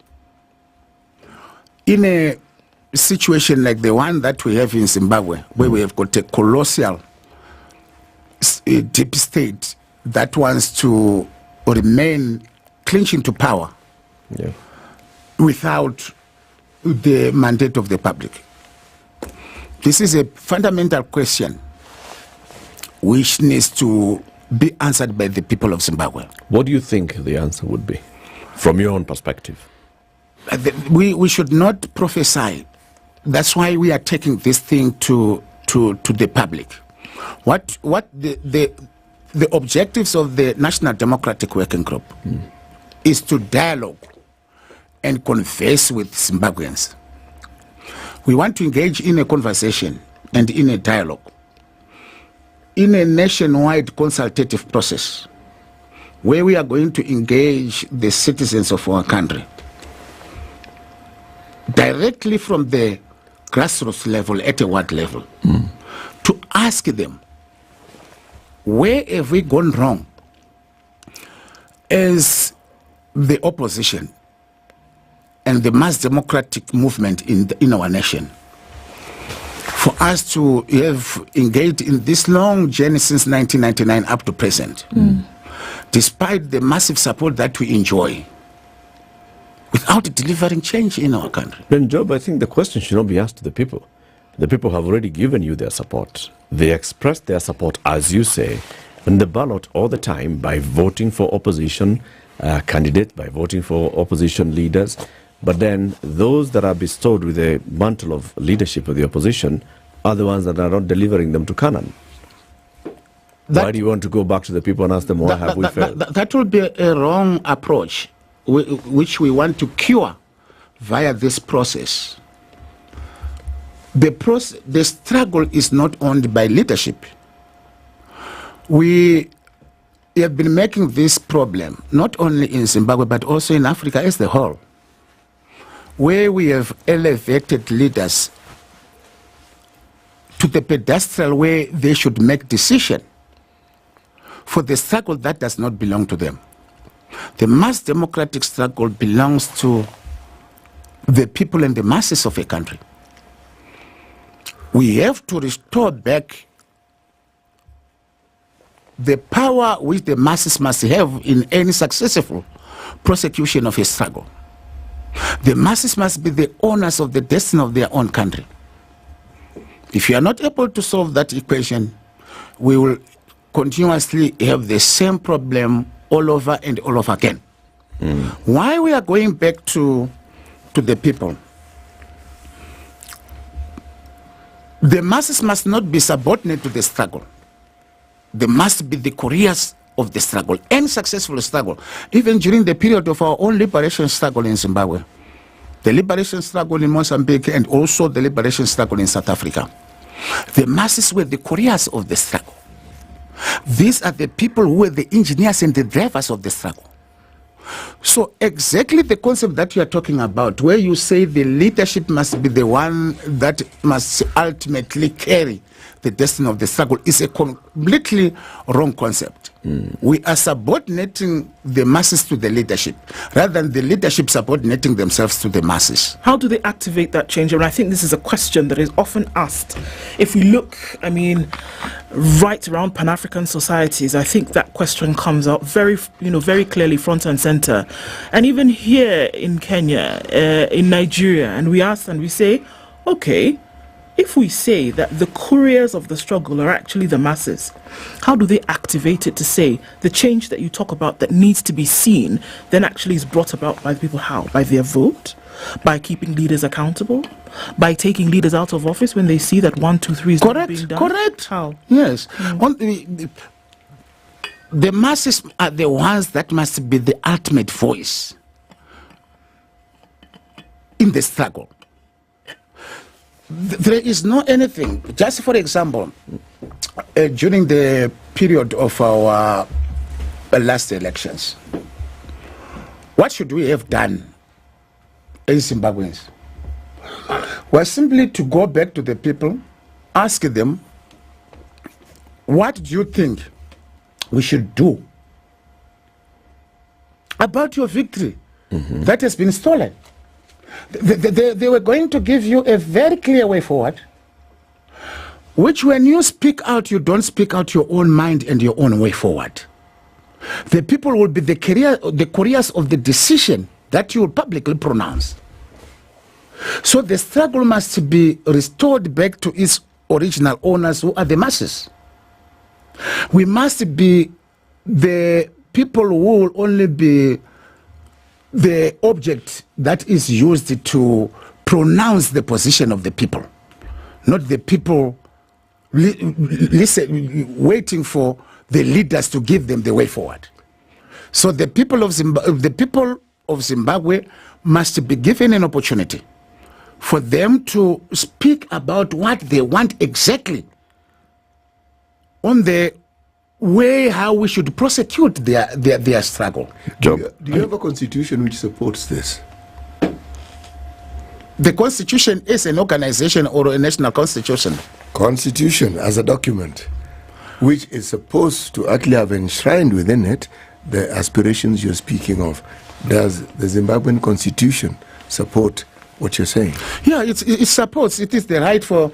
That is exactly what our constitution provides. But unfortunately, it has been subverted by those in power for their own advantage. But the constitution of Zimbabwe allows the citizens to be engaged, for them to make decisions. Even in our own constitution, there are provisions where power should be devolved to the masses. Why I ask you is because in this country, our constitutions begin by saying that the sovereign are the people. The people. Meaning, it's a preamble. Before you discuss anything else, the sovereign is the citizen. That is exactly what we want to restore in our struggle. Yes. Where the sovereign of the masses will be the one that will determine the ultimate outcome of our own struggle. No longer should we leaders go with solutions to the people. The people are the ones who should now own this struggle. we are only going to be the people who will be speaking on behalf of the people. So at no point, once more again, will Job Sikhala simply wake up one morning and say, tomorrow, we are going to hold a demonstration in Zimbabwe and so forth and the like. We engage the people first. The people will tell you, Job, the problems that we are facing needs the following solutions. Okay. So let's do as what people will say. So when you pronounce the position, that position will come from the people. People will be prepared to die for the decision which they are part and parcel to. Okay. They don't want to be dictated to. They want to be part and parcel of the decision-making process. So the working group is organizing these engagements with the people, right? Where the people will come and the people will speak up their mind and offer their solutions and their thoughts to what should happen going forward. How is the working group going to collect this and collect them to know this is basically how we can summarize what the people have said? That's true. The working group has its leadership in the National Democratic Working Group, of those people who have been seconded into the National Democratic Working Group from various constituency bodies. These are the people who will go down to go and engage with our masses at a grassroots level, and they will collect evidence and collect what people would have said. That evidence is going to be put together in each and every ward in Zimbabwe. We have got 1,970 wards in Zimbabwe. There will be grassroots consultative meetings that will be held at a ward level. And during the process of the consultation, each and every ward is going to elect one delegate who shall attend what is going to be called the National Democratic People's Convention. We have got 210 political constituencies in our country, which are defined as districts in the National Democratic Working Group. So each and every constituency is going to second 10 members to attend the National Democratic People's Convention. Meaning to say, one delegate elected at a ward level out of the 1,970 plus 2,100 who will come from the 210 constituencies. And in Zimbabwe we have got 10 provinces. Each province is going to second 20 people who shall come and attend the National People's Democratic Convention. So the convention and all these other constituent bodies that constitute the National Democratic Convention is going to second other people who come from their different constituent bodies. So we will hold a National Democratic People's Convention that will be attended by delegates of 5,000 and above, where they will debate the evidence that has been collected during the period of the consultative process, for them to agree on the way forward for their country. Okay. So this process is going to be laborious, it's going to be meticulous, it's just going to take a long time. So it's what we don't want shortcuts. That's why our struggle in Zimbabwe has taken so long. We are going to be extremely patient with this process because we want to understand what the people of Zimbabwe really want for them to be able to finish the mass democratic struggle which they have been engaged for nearly 3 decades now without delivering results. Success. What kind of inputs or resistance do you expect from those in power? Obviously, there is massive resistance. I think as you are hearing at the present moment, there is a barrage of attack against my person, threats of death, threats of arrest that when I go back to Zimbabwe, they will be waiting for me at the Robert Mugabe International Airport to arrest me for the speech that I made at the United Nations Human Rights Council facilitated Geneva Summit on Human Rights and Democracy on the 15th of May 2024. So the threats are being thrown around in Zimbabwe for my head and also for my immediate arrest as soon as I enter Zimbabwe and so forth and the like. So specifically, if they could feel threatened by a statement made at an international platform, governed in terms of international law, what would you expect them to allow a process whereby people of Zimbabwe are organizing themselves around an idea? So what's the plan B? Our plan B is that we'll do it whether they like it or not. Zimbabwe is our country. No one will stop us. Whether they would want to arrest us, whether they want to kill us, so be it. There are many people who have been killed for the ideas that they believe. We have started a long journey for us to author our own history. The history of this generation, which I strongly believe and think no one will stop us from delivering the Zimbabwe that we want on the basis of being frightened or being threatened with whatever consequences that will come out of our pursuit for our freedom. What I've heard you say is that Zimbabwe is actually a rich country. Extremely rich. Zimbabwe would need not less than 3 years for it to become a superstar in the world.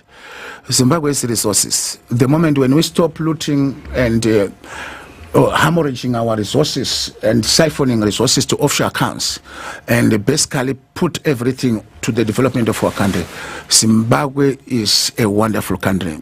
It will be a first world country within 5 years if it gets the proper leadership that is concerned about the welfare of its own people. Do you think that you're one candidate to be one of proper leadership? Many, not only myself. There are so many people who love their country so dearly. I understand, but who are not greedy. Myself, I'm known. I am known, and I think you all understand. You've been doing some Google research about myself. I'm not a great person. I don't care about riches and so forth. Despite having been a member of parliament for a long time and being a very successful practicing lawyer, where I obtained a lot of income and resources. I live in a place called Chitungwiza, in St. Mary's in Chitungwiza, where I live with the poor. I live among the poor, despite all everything that I have.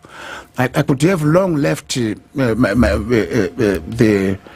the township to go and live in low density suburbs where I will only greet myself with beds early in the morning, but on the basis of my love for my country. I don't have love for luxury. Job Sikhala, are you going to put yourself up for candidature for the presidency?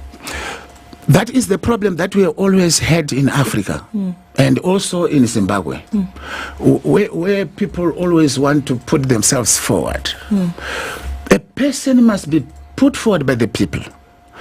The people of Zimbabwe, if they will say, Job Sikhala, we want you to be our presidential candidate, then that's when we can start talking about that. But at the present moment, that question does not exist because we are still in the process where we are to converse about the future of our country. How do we tackle the struggle that we are in, and so forth. So the question on whether Job Sikhala will be the presidential candidate or not will not come from me. Let the National Democratic People's Convention, where the gathering of all the people from our country who will be represented from the grassroots level and so forth, chart the way forward for the country. And then people will decide. The problem we have, not only in Zimbabwe, but in Africa and the world, is about leaders who are great for power, who always put themselves forward rather being put forward by the people. Let the people choose. If they'll say Job Sikhala, go and become a councillor, or go and become a councillor. If they'll say Job Sikhala, go and become a member of parliament, I'll go and become a member of parliament. If they want me to be a senator, I'll be a senator. If they will clamor for me to be the presidential candidate, definitely no one would run away from what the people would have asked you to do. So let's give the people the opportunity for them to converse around the issues of their nation. What should be the way forward for our country? What role should be the masses play in liberating their own country from the jaws of the current tyranny and dictatorship? Let the people decide. Let the people decide. Job Sikhala, there are those who may actually just listen to you and see Job Sikhala is actually putting himself before the people so that he is visible to the people, so that the people can say, why not you? Even those in the opposition would look at you and wonder, is this guy playing the long game? Or is this whole conversation about a national people's convention? There is no way people should not be allowed to speak. If you have invited me at this show on the basis that you wanted to hear my ideas. So each and every individual has the right to sell his ideas, not to sell himself. Those who are selfish are more concentrated on to save the interests of their own personal ego. But myself, to be very frank with you, my brother, is that I'm more interested. My heart pains for my country. I love Zimbabwe so much. I've suffered for it for a long time. And there reach moments when I digress and have deep thoughts on why are we not able to move our country like how other countries are. Yeah. The first time I came here in Kenya was in 1997 on my way to Makerere University to understand an international students conference, because I was a student leader at the University of Zimbabwe and in Zimbabwe as a national students leader. Nairobi was a ramshackle. But when you look at it now, you see that it is massively developed. But when you go to Zimbabwe, Harare now is a place where you would find a portal that would destroy even the best of cars. So I feel tears trolling out of my eyes on why my country is so cast like that when all other countries are developing so fast like this. We are going to end it there. Job Sikhala, thank you very much for joining us. Job is an opposition leader from Zimbabwe, chairman of the Zimbabwe National Democratic Working Group. He's been a member of parliament. He is a lawyer. He was incarcerated by the government ahead of the election. He therefore did not participate in the election. Thank you for joining us. It's 9 a.m. It's now 9 a.m. Get effective relief from strong pain with Panadol Extra. Panadol. Relief starts here. The helicopters to bolster its ability to provide regional peace and security and participate in peacekeeping missions. The development comes after U.S. President Joe Biden hosted President William Ruto for a roundtable at the White House in Washington, D.C. A statement from White House said the two leaders' agenda showcases how ties between the two countries deliver tangible benefits for the citizens. The two head of states discussed democracy, human rights and governance, health partnerships, people-to-people ties, shared climate solutions, trade and investments, debt, development and sustainable finance, digital, critical and emerging technology cooperation and peace and security. To support Kenya's peace and security, the U.S. government said the partnership extends to areas including international peacekeeping, peace negotiations, security governance, refugee inclusion and cooperation in cyber security. The Ministry of Health has set aside 1.25 billion shillings to urgently procure vaccines amidst a shortage of children's vaccines in the country. In a statement, Medical Services PS Harry Kemtai acknowledged the shortage of the BCG vaccine, oral polio vaccine and measles rubella vaccine with only 2 months of stock available nationwide. PS Kemtai further revealed that stock levels for most other routine childhood vaccines, including those supported by Gavi such as pneumococcal, rotavirus, HPV and malaria vaccines are low, with only 3 or 6 months of stock available. To avoid the crisis, Kimtai stated that the ministry is tracking vaccine consumption at all levels nationwide and facilitating redistribution between counties to alleviate the stock-out situation. The government has promised to fully implement the Public Benefits Organizations Act. The new law provides a comprehensive and transparent framework for the registration and regulation of civil society groups. Interior Principal Secretary Raymond Molo said PBOs, formerly known as NGOs, play a great role in complementing development efforts. He said the law promotes partnership and collaboration between the government and the private sector. He spoke during closing ceremony of the 3-day PBO Act Implementation Consultative Forum in Nakuru. The act came into effect in May 14th after it was gazetted by Interior Cabinet Secretary Kithure Kindiki. And residents of Homa Bay County and surroundings are living in fear of contracting diseases due to scarcity of clean drinking water. The shortage has allegedly been caused by power outage occasioned by Kenya Power, who disconnected the water distributor Hamawasco over a 16 million shillings bill. Residents are afraid of waterborne diseases. Mpaka saa hii hatujasikia mambo ya maji chenye ilifanyika, tunasikia stima ilikatwa, sijui mambo nyingi kabisa. Sasa tunaomba serikali atusaidie na stima iletwe tupate maji safi. Ndio tunaomba saa hii. Kwa majina naitwa Sheri Lomondi kutoka Shauri Yako. Tunasema mambo ya maji, hatuna maji, tunatumia na maji mbaya kabisa, hatupati maji ya freji, tena maji yenye inatoka baridi ni inanuka. Sasa tunaomba serikali atusaidie na maji safi.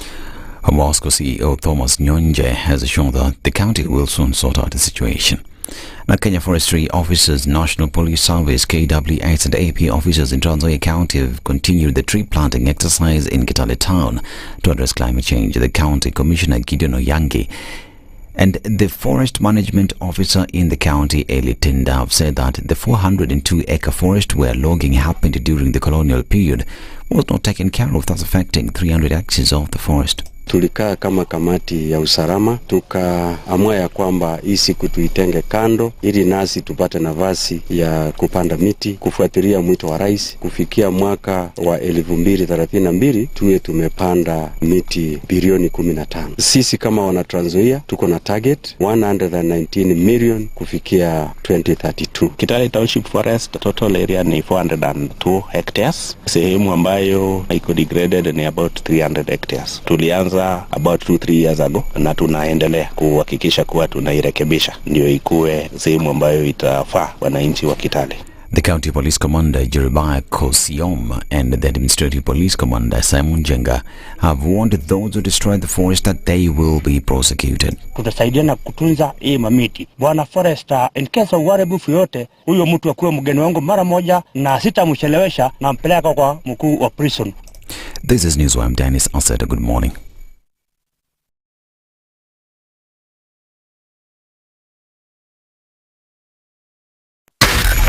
.4 Spice FM, Nairobi.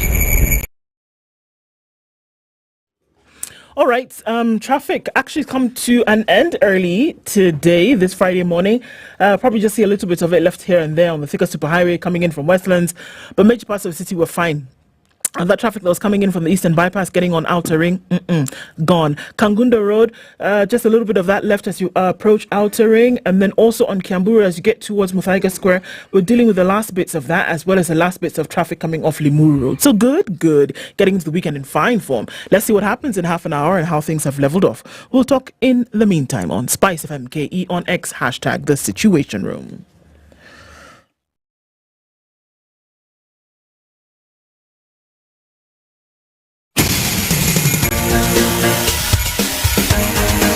This is The Situation Room, the home of hard-hitting political commentary and penetrating insights about the state of the nation. This is a talk radio experience like no other. The Situation Room, a place for hard truths, debates, and elevated conversations. The Situation Room, witty, political, engaging, deep, controversial. In the room, we have C.T. Muga, researcher, academic, seasoned political observer, a fountain of wisdom in these politically uncertain times. Ndu Okoh, Nigerian by birth, Kenyan by choice, communications expert, Pan-Africanist, a truth seeker and believer in people power, and Eric Latiff, agent provocateur, the man in the chair, seasoned journalist, news hound, a man who believes in punching up, not down. This is the Situation Room, the only way to start your day. If we just gloss over issues and hope that time heals, then we might find that in generations to come, we might be back at the same situation. And the whole thing is born of stolen elections. Spice. When it comes to the decisions you make, you must be independent. There's no way you can allow one institution to dictate to you how you're going to conduct your operations, how you're going to decide cases. It's a no. When you weaken the institution to the point where they cannot take action, then you realize that politicians have to come up and now start dealing with the issues. That conversation has to die. Our politicians do not like the hard stuff. We must insist on the path of doing things right, whether popular or unpopular. Money changes hands. That is a fact. If you have political goodwill at the highest top, like in Rwanda, then corruption will be an issue of the past. If you don't have political goodwill at the top, we will pass laws, we will amend laws, we will continue passing laws and re-amending laws, and nothing will happen. This is the Situation Room, the only way to start your day. 8 minutes after 9, we are on to the final hour of the Situation Room this week, Kenya's biggest conversation. We thank you very much for watching. So the Europa League final was played on Wednesday. Atalanta beat Leverkusen. Okay? Yes, to Maliza. Next is the Champions League. It's coming. And then we'll go on like that. But as you wait for those, you can still watch and catch up with a lot of entertainment. The Real Housewives of Nairobi. Nairobi. The Kangwari ones are different. That's don't worry. That's a story. So that and other entertainment that CT would like to get into is also available on Showmax. Get onto showmax.com or download the app on your Google Play Store or Apple App Store and find out what's in store for you as you get onto the upgraded streaming platform for Africa that is Showmax. Fantastic series, your great sports, your analysis for as low as 300 shillings a month on several devices, whether it's your mobile, your tab, your laptop, your TV, etc., etc. And you can have that really at the touch of your fingertips. For now, to watch later, across board, it's fantastic. Showmax.com. Kabisa City. Yes. If I wanted to generate an E-Teams invoice, because I must, because the law says I should, how do I do that? Well, let me tell you the simplest way of going about this. Simply, *222#. That's what you need to do. And when you do that, you will enter the e-citizen platform and you'll be given an array of choices. The choice you want to focus on is the KRA choice. And when you enter, you will be given a forum where you can now fill in all the details that you need to fill in. And the details will be with regards to the invoice you want to send to whoever you're doing business with. Now, the thing that you need most is the PIN number of the individual or the institution that you are conducting business with. Now, once that is done, you can either send it or you can print it. But the thing that you need to understand is once that is done, you will be now compliant. Hivyo tu namna hiyo. Yes. Like that. Like that. Okay. So we are going to continue our next conversation, which is going to be on what we call housing development. Okay. We are building houses in this country, left, right, and center, and we must, because we must think of how best to then make sure that we have affordable housing being developed across the country, and the people who just want houses, come, go, build houses, let's move. One of the things that contributes to high cost of development is the time between the moment you start with the idea and the moment you finish. Kwanza in this economy, so the cost of steel has changed from this to that within a week. The cost of cement, last week it was 650 per bag, today it's 980 per bag. It's coming in between one budget cycle to the next budget cycle. Because of the change in the budget cycle, costs have just gone up. So you need to think of How can you actually start and finish your house very fast? Technology is one of those. There's technology apparently that talks about even printing your house, 3D printing of a house. And see, we were talking about this earlier. Yes, we were. Leave the space for window. Door. House done. Ting, ting, ting, ting. Mabati. Ingia nyumba. And we were asking, how does this then happen? So the experts on this are in the studio now. We're joined by Adam Ahmed. Adam is the founder and CEO of Camhurst Ecosystem. And also we have Kennedy Sankara, who is the brand ambassador for Camhurst Ecosystem. They're here to talk to us about building these houses using technology, 3D printing. Good morning, Adam and Kennedy. Pleasure. Good morning. Wonderful to be here. Welcome. It's good to have you both here for Kenya's biggest conversation. We always welcome our guests with a cup of tea, but here we're just going more than that. We're telling you about how, we don't give people fish. You show them how to fish. And this is how to fish. Whenever you're thinking about tea, think about Assis, the premium teas, all right? The brand is Assis. Assis is a Kenyan brand. Fantastic. It's grown in Kenya, lush tea estates in Nakuru County, in particularly Olengroni. And this is lovely, and Olengroni is Nakuru into Kericho. Beautiful, 2,300 acres of tea estate. They pick, they pack, they sell locally and internationally. It's called Assis. And they're various. So as you look for Assis, you'll see the Assis Golden Premium, you'll see Assis Tangawizi, you'll see Assis, hibiscus. That one. Purple tea. That's what I was looking for. Green tea. Hibiscus, green tea, and so on and so forth. Right? So next invitation is from CT. CT will welcome you with the day's proverb. And CT, what is that proverb?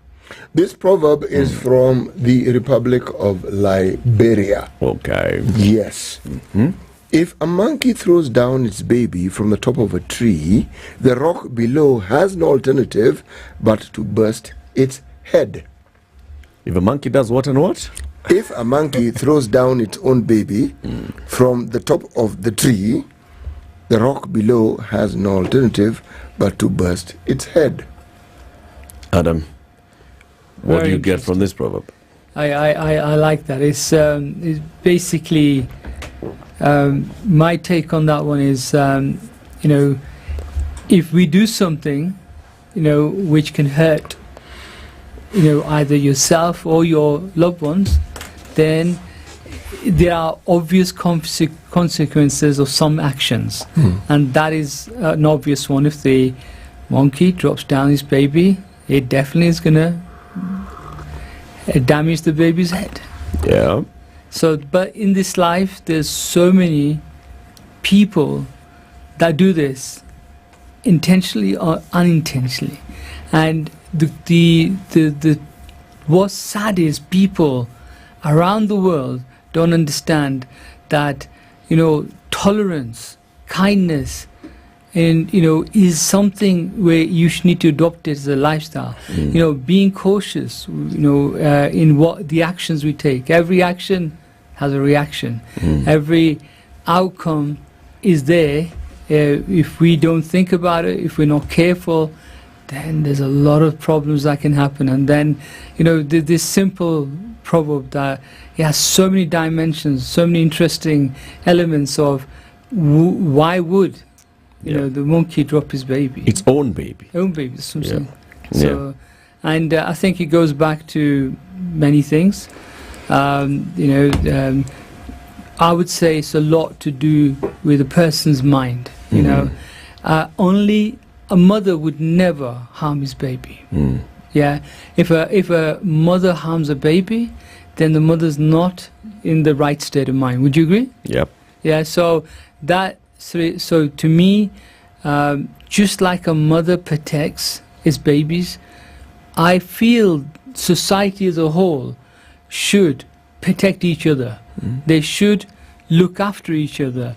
And, this is what we are trying to create, within even our ecosystem, is we're trying to create an ecosystem which changes people's lives. You know, we show people how to be more careful, how to be more caring. You know, we are using technology and kindness to change the world in our ecosystem. Great, Adam. Kennedy, what's your interpretation of that proverb? The proverb is about, to me, being careful with what you do and having the sides of the coin, the two sides of the coin. So the decision is yours. What happens will ultimately affect you. So you have to act with precaution. Good. Very good. So, Camhurst ecosystem, Adam, we talked about, 3D printing and all this and the other. Just what does this company do? Okay, so the ecosystem, I created it around 3 years ago. We're based out of Great Britain. I live and grown up in the UK, but I have a special place in my heart for Kenya, because my granddad moved from India to Kenya in the late 40s. He was here for nearly 2 decades before he moved to the UK. So Kenya was he loved Kenya. My mother went to school in Kenya, and my mother went to Pakistan to do a degree there, met my father, fell in love, and then they moved to UK. So when I came to Kenya, this is my first trip to Kenya, it was overwhelming for me because I've heard so many amazing things about Kenya. So I wanted to bring the ecosystem to Kenya, because what we're doing in the ecosystem is we are a company which is a hub, a home for innovation. We're a launch pad for innovation. So the problem you tend to have when somebody creates an innovation, they tend to be technical geeks. They don't know how to raise money, investment. They don't know how to create the prototype. They don't even know how to take it to the market. I'm a global business development marketing strategist and a global entrepreneur. So what I created was a home for innovators and technology. And within our innovation technology ecosystem, one of our main projects right now is Camus Robots. Camus Robots, it's taken many years and millions of dollars, but we have perfected 3D concrete printing technology where it allows construction companies or anybody who wants to build a house to be able to buy one of our robots, and what normally would take many weeks, many months to build the walls of a house, our robots can build the walls of a small house in 48 to 72 hours. It can build a luxury villa in 7 to 14 days. So we are one of the first companies in the world to make this technology affordable and make this technology scalable, and we'll be able to mass produce it. And we're looking to bring it to Kenya as well, because we believe the housing crisis in Kenya is in a bad place. Affordable housing is a big issue. Describe this robot, because you say it's a robot, but this robot can then build a house. Yes. So how is it? Is it something with many hands? How does it do that? Good question. No, it's like a frame. Right. With obviously the frame is where it's like how can I explain it? It's like you can have different sizes. The one in Manchester, our prototype is around 20 foot wide and about 11 foot high, and it's on tracks. Okay. And it has an extruder, and it has a very sophisticated PLC unit. And what happens is the mixer pump is attached to the extruder, and through the laptop to the software program. So whatever design of house the architects makes, our CAD specialists are able to put that into a CAD, and that CAD is then obviously software tells the robot, which is to exactly where to print the concrete. So it pours the concrete, it keeps pouring the concrete in the design of what's been put into the program, and it'll continue to pouring the concrete, build 2 parallel walls until the walls of the house is constructed. And this is the future of construction, and this in itself saves a lot of time. You only need 3 people on site to build to operate this thing.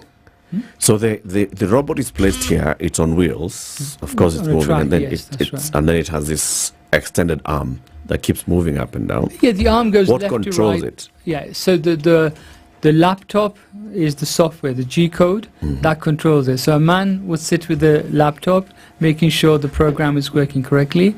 The other person will be near the mixer pump, and we're making sure the cement is being pumped into the extruder. And the third person is just making sure the printing, the concrete is being poured in the right way. So 3 people are needed on site, where traditionally it requires a lot more people. And the beauty of this machine is that it can build any kind of property. Right now it can build, like I said, affordable homes. It can afford luxury villas. It can build schools, clinics, hotels. I have just come from Central African Republic, and we have signed directly with the Housing Ministry an MOU, Camus Robots and Camus Ecosystem. And I was on national TV there, and we were explaining how we're going to be able to solve their housing crisis. We're going to be able to build the infrastructure in terms of all the other buildings, even the buildings, many buildings for the government. So this is exciting, because the biggest reason there's a housing crisis is because there's a shortage of skilled labor, and the traditional way is just too slow. So essentially what we're talking about is that bricks are being put together on site, and then they are actually forming the building as you go. Is that what we're saying?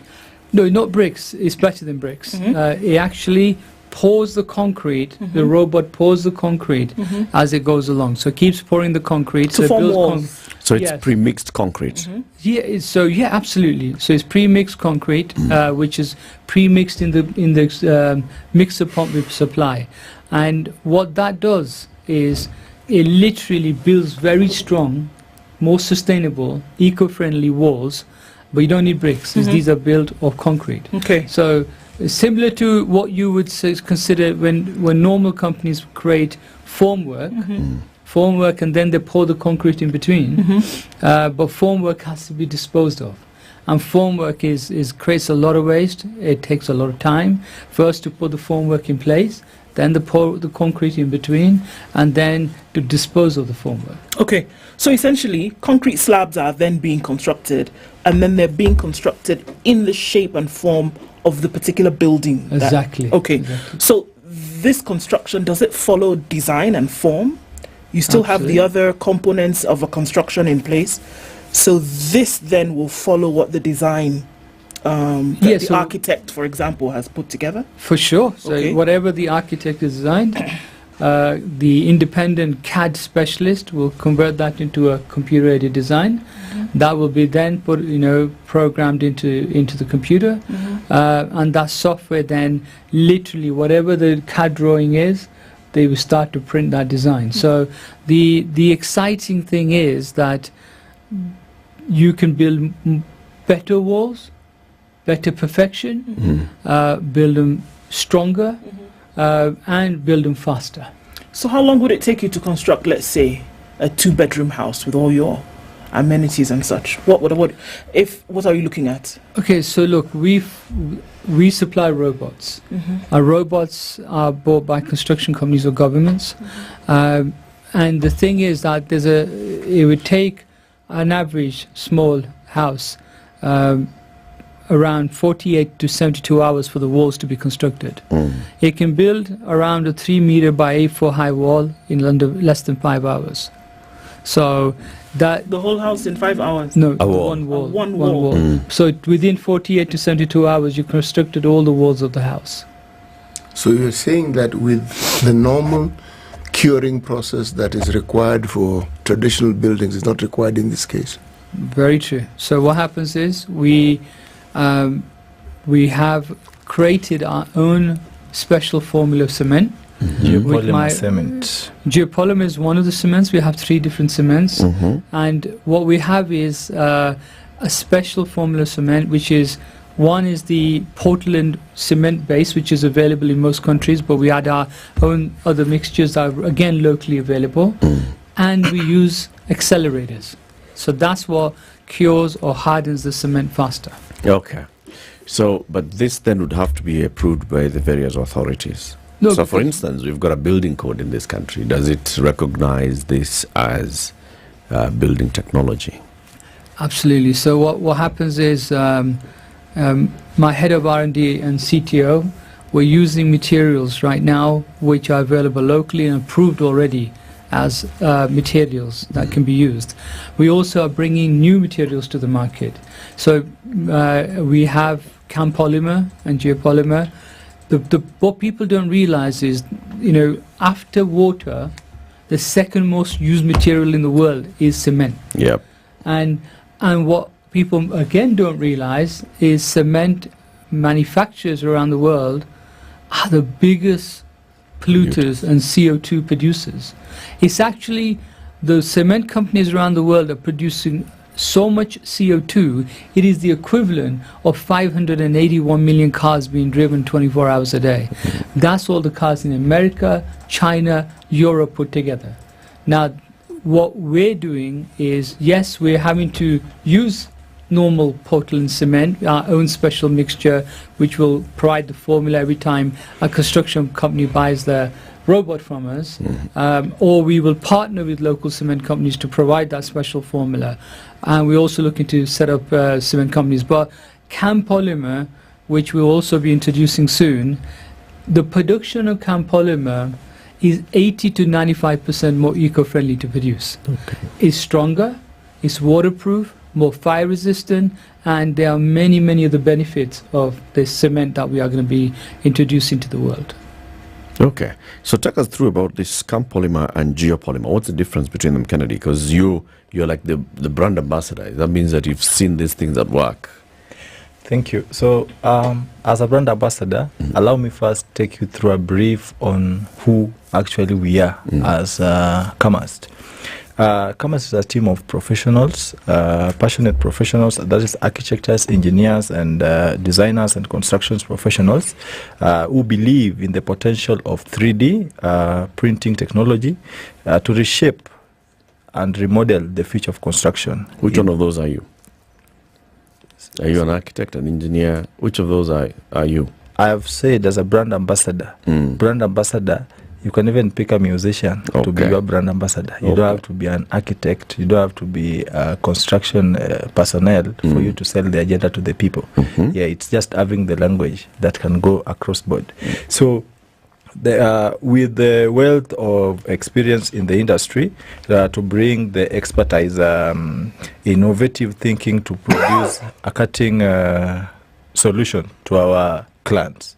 So our vision is to be the front runner in the adoption and advancement of 3D concept in the construction, and we strive to push the boundaries of what is possible in construction. We are not working with what is and what has not been proven. So we only work to align ourselves with the possibilities.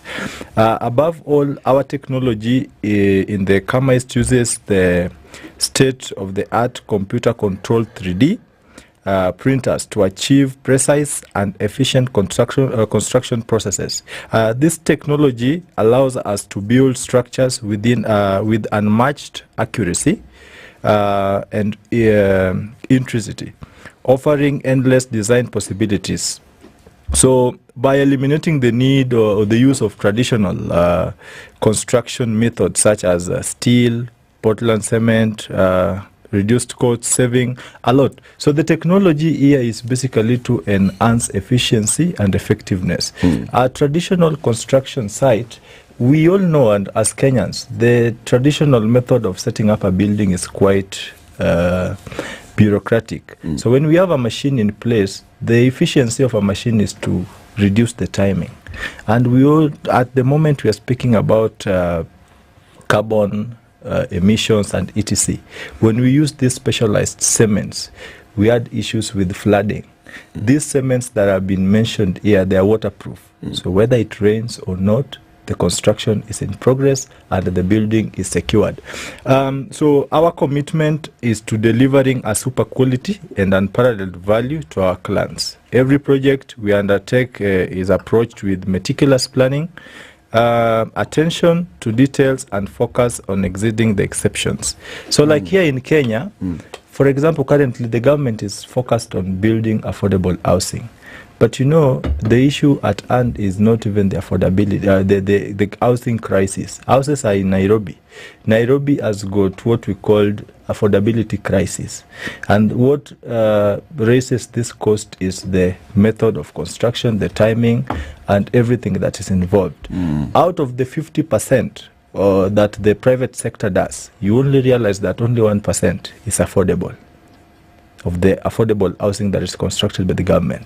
So when we apply technology, this doesn't mean that there is job layoffs, because we only deal with the walls, the outside structure. Then the inner structure, we still have the middlemen doing everything, the fitting, wiring, electrical, the plumbing, everything. So everyone is still protected within the technology. But because they can't even currently, everything is going techno. So it's the guy of Koroga who will the Koroga guy, and I think it may be safer for the Koroga guy, because at times you walk into the construction sites, not every construction company has got the modern day machines. Yeah, so safety standards, you find people are just doing the traditional cement mixing with their bare hands. You look at some of the hands of those young people who come from the construction sites. I speak out of experience. My brother does construction back in Kisumu, and I've worked with him in the site.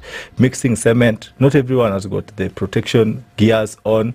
It's quite hectic, the dust that comes from cement. So when we apply technology and then we let people do the interiors, I think we are moving forward to ensuring that we build the maximum number of houses within the shortest time possible. And again, we have to align with the government expectations. Like we can only apply to become strategic partners, because the government has got its outlined expectations, the structural designs and everything. That is to avoid the discrepancies when it comes to building, because someone is building this and that. So it's a super technology in a nutshell. Okay, let's take a break. 26 minutes to 10.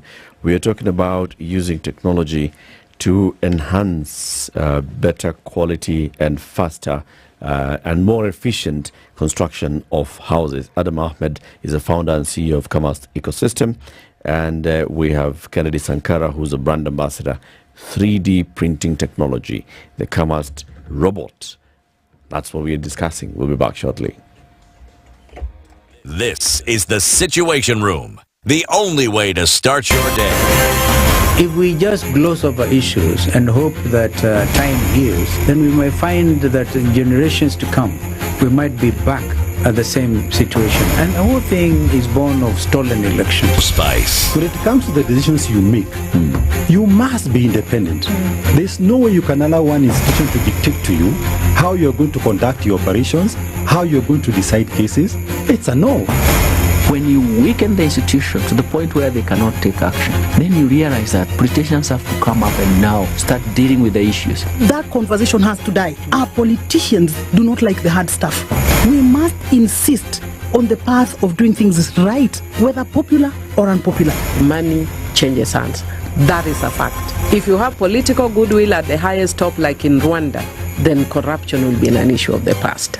If you don't have political goodwill at the top, we will pass laws, we will amend laws, we will continue passing laws and re-amending laws, and nothing will happen. This is the Situation Room, the only way to start your day.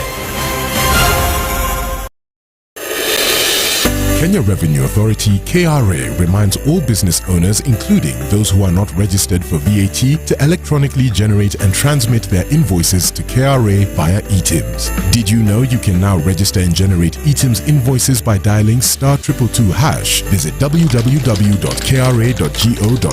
to register and learn more about eTIMS and start invoicing your transactions today. The general public is also encouraged to request for an electronically generated receipt with every purchase. Vuka eTIMS leo. Kenya Revenue Authority. Tulipe ushuru, tujitegemee. All right, I think we've done really well with traffic this morning. Very little bit of it left in different parts here and there. Off Thika Superhighway, traffic ended a while ago, and so we're not dealing with much of that. Getting into the CBD, a little bit of it left on Kiamburu as you get towards Muthaiga Square, and I think after that it'll be fine coming through Pangani. On Limuru Road, then getting out towards Muthaiga, a little bit of that as well, but most parts of the city traffic free. It's great for Friday morning. Let's see what happens through the day. Let's talk on SpiceFM KE on X. Mature, intelligent talk every morning. Spice up yourself.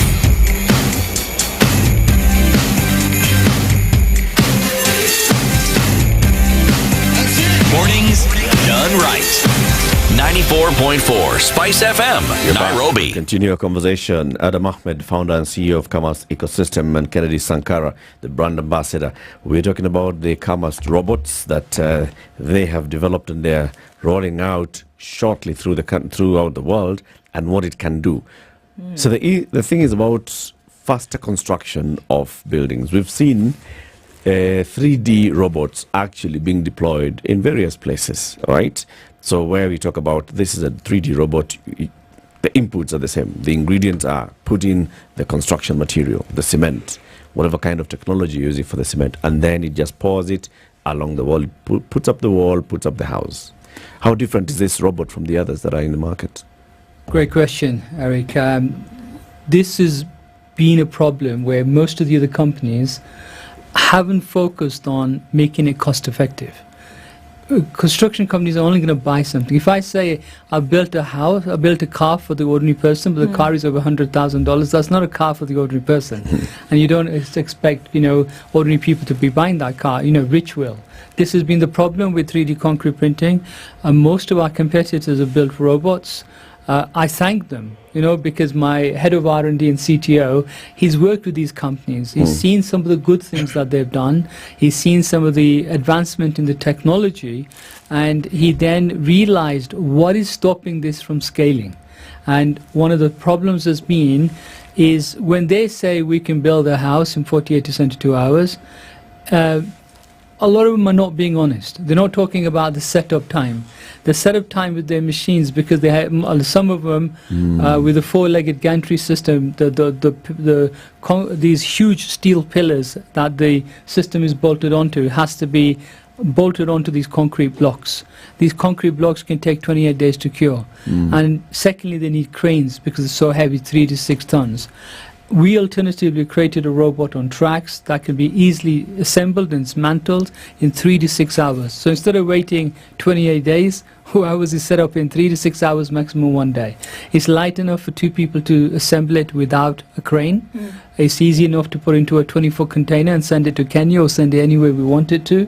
So we focused on what's stopping this amazing technology being adopted by construction companies around the world, and that's what the R&D had focused on. The second thing was to bring the price down.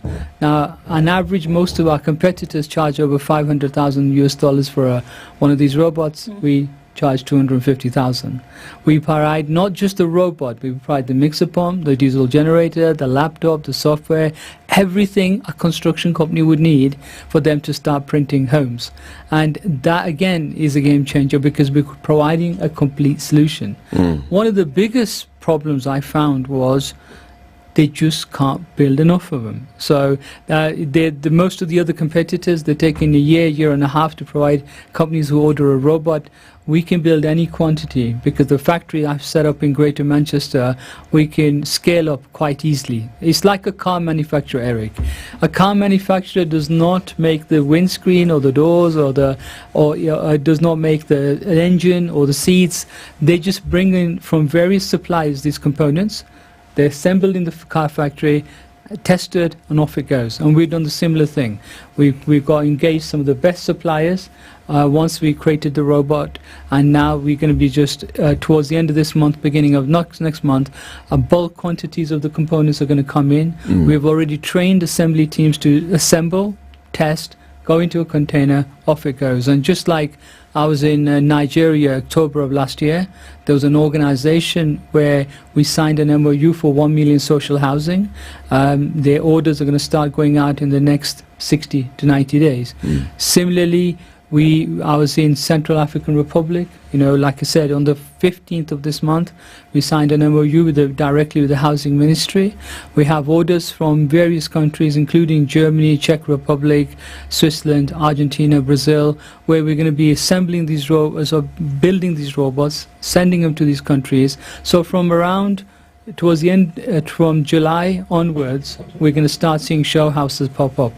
And these show houses, again, will bring in more orders, because there are some people who are happy to travel to Manchester, look at the robot printing a wall.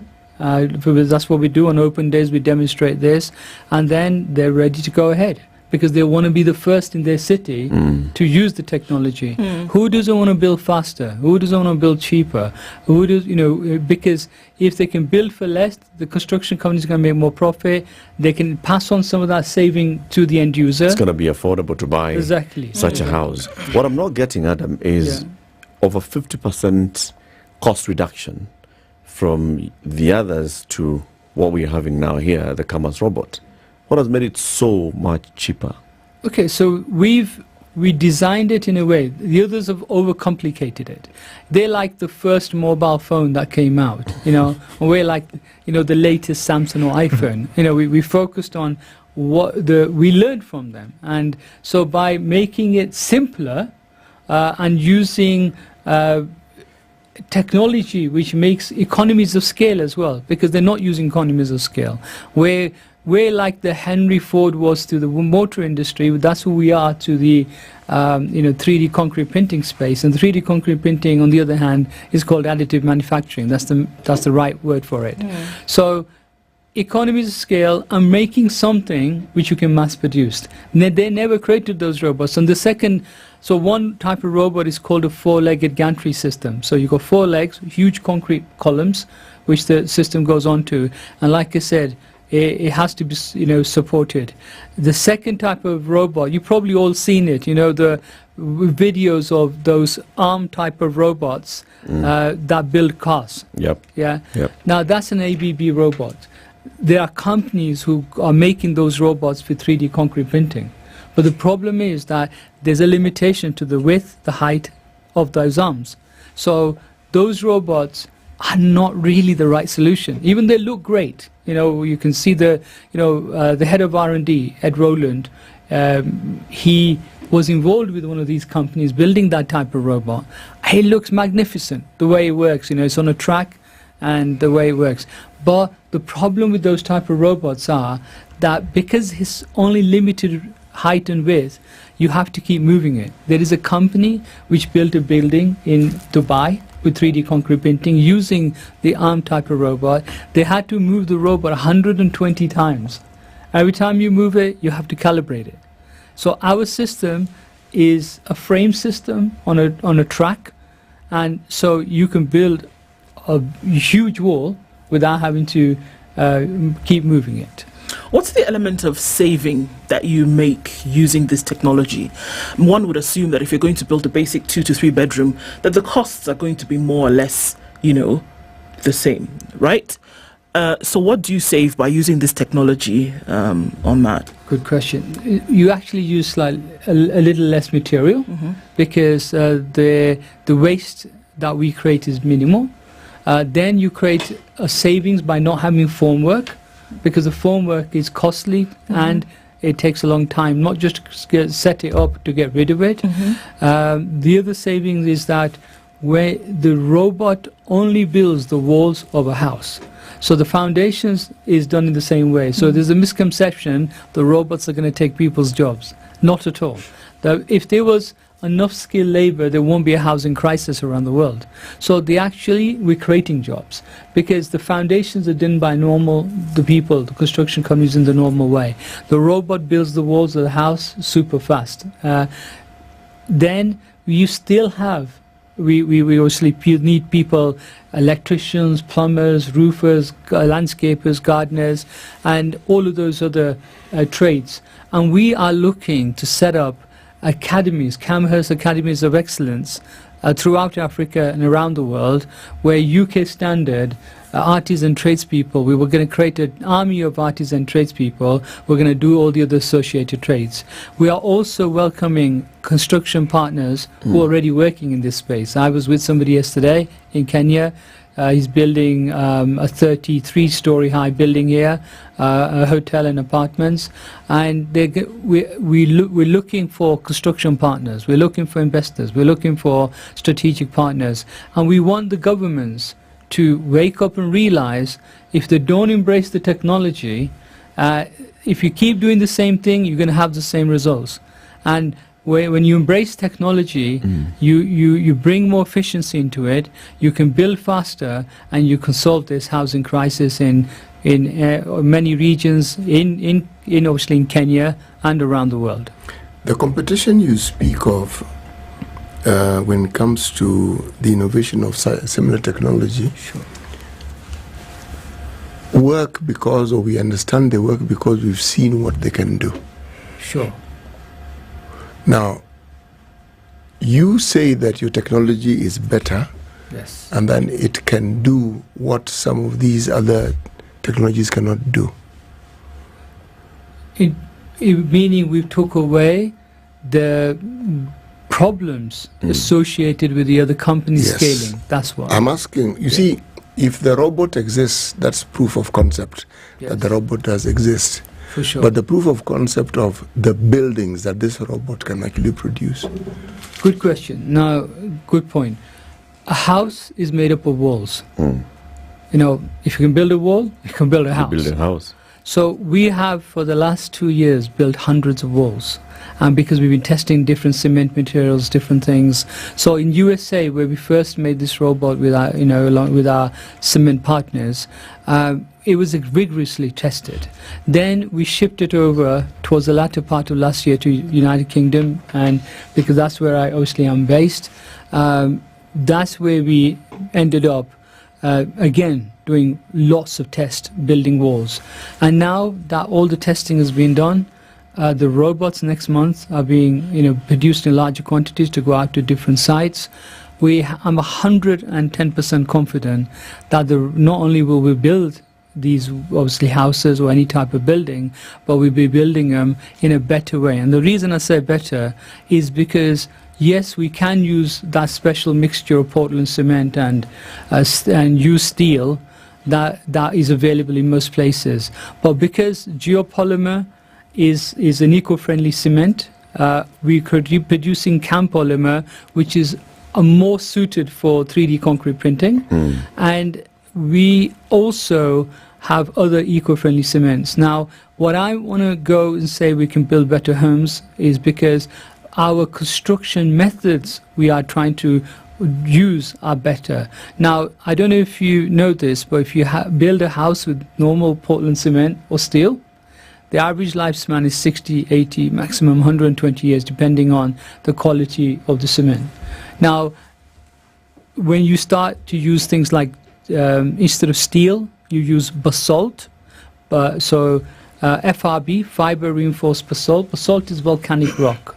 So we're going to be using, where possible, basalt instead. Because steel starts to rust as soon as it's on site or goes into concrete. And over time, the biggest problem with structural integrities or problems is because the steel has deteriorated and rusted inside. So basalt is volcanic rock.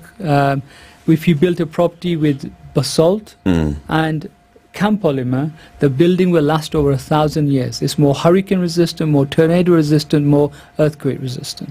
The competition that you will have is not just from people who create technology, but from people who actually build houses, because the only way you sell a house is by someone seeing a house. Physically. Yes. If you say you can build a wall, then I believe you can build a wall. Doesn't mean you can build a house as far as I'm concerned. Right. Now, what do you have in place to move from building the wall which has been tested to making sure that this wall actually forms a house that can be seen? Very good point. We don't build houses. We sell robots to construction companies who build houses. So we don't need to build a house. We supply the technology that builds the walls, and they do the foundations. They use our robots. We train people in Manchester to use the robot, how to use use software, how to mix the cement, how to set the machine up, how to maintain the machine. Our job is to train the people on how to use our technology. How to use it. So then the question would be, has a CAM robot been used to build a house? Not yet. Like I said, we have taken over 6 years, and the last few years we've been doing rigorous testing, and now we have over 1,800 robot orders. From June, we start mass producing these robots, and they start going out to those construction companies who want to use these robots to build faster, cheaper, better homes. How are you convincing the companies to buy your robots? Are they asking for proof of concept? Are they asking to see, all right, I want to see a demonstration of this robot actually building a wall? Because, maybe the contractor understands, if you can put up a wall, I can do the rest. Yeah. Sure. So, has the CAM robot been used to commercially build a wall? Good point. We have actually even built, with this first prototype, a whole house in USA. So yes, we have done it. Now the point is, have we done it with the new version? The new version is just a modified, better version of that. We need to make it lighter so it can be transported more easily. So the why and how are people ordering? People realizing from the houses that competitors have built that the future is this. Even recently, if you YouTube Justin Trudeau 3D printing, Justin Trudeau, Canadian Prime Minister, was in a modular home factory about 4 weeks ago talking that 3D concrete printing is the future. And, I'm going out next month to meet the Prime Minister of Germany. I'm then going out to meet the Housing Minister of Canada. I'm obviously been invited by numerous different ministers and presidents.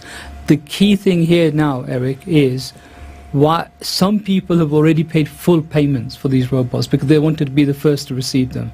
Some have paid deposits, but majority of the 1,800 robot orders that we received are coming June, July to see the robot printing a wall, because some people, they actually will not pay until they see it. So that's why a lot of meetings have been lined up with housing ministers, I was with the Managing Director of FHA, Federal Housing Authority, in October last year. Even he wants to come with his team. So there's a lot of interest because they can see it solves a problem. And they can see we're the only company in the world with 3D concrete printing that can mass produce. Would you build a house if somebody said, you know what, I'm ready to go with 10 of these. I want to actually see what this is going to look like. Would you do something like that in terms of a model for somebody to understand? For sure. We already have some construction partners who can work with us and do that. It's no problem. We can actually, this program, I'm going to say to people in Kenya, construction partners, you're welcome to partner with us. We have got orders coming in for complete projects. We're happy to do them. We got people who want to buy robots.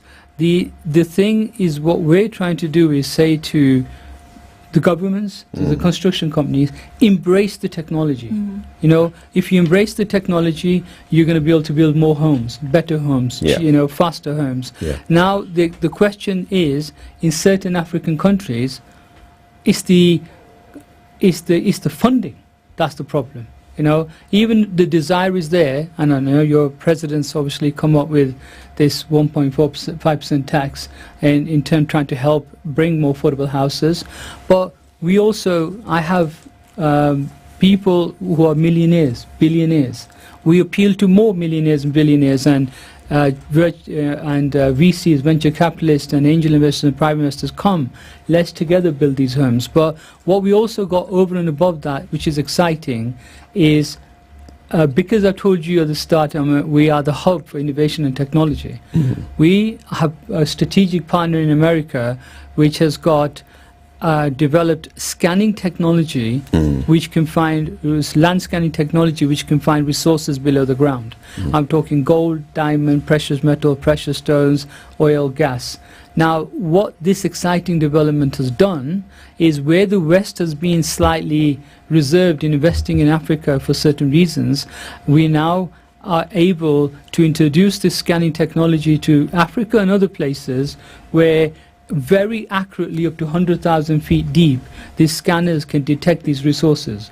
If they can not just can they detect the resources, we have a process whereby we can monetize the resources even without taking them out to the ground. And I'm just going to quickly explain that to you, because I have gone and met some people in your mine ministry. I have signed an MOU with the mine ministry in Central African Republic on the 15th, because they see how this new technology can help them use the resources to create its infrastructure and create houses. So the way that works, Eric, is very, very simple. Once there's geology data available, we deal, our strategic partners and I deal directly with the landowners, whether it be private or government. Once an agreement is signed, we send we do a satellite scan, we send the geologist, and we then send the land scanners. The land scanners will detect the resource, and once we detect the resource, we do 3 lots of shallow drilling to prove the resource is there, and then we get an independent company to create an NI 43-101, which is a mining report. That mining report is then used. I have this facility where we use that on a partner trading platform to raise around 15%, could be less, could be more, of what's in the ground, now over a 12-month period. So if there's $1 billion in the ground, we can raise, say, 15%, which is $150 million. Now, I'm only selecting those governments who are willing to use, because there's only 5 teams available, 5 scanners available, who are willing to use a good percentage of that for social causes, to build affordable homes, schools, clinics. Normally, sorry. Yeah. Eric, allow me to say something about this. Gentleman and a lady. We had a scenario in Kenya in the recent past. One of our leading athletes passed on untimely. That was Kiptum. And they used a technology called light gauge steel.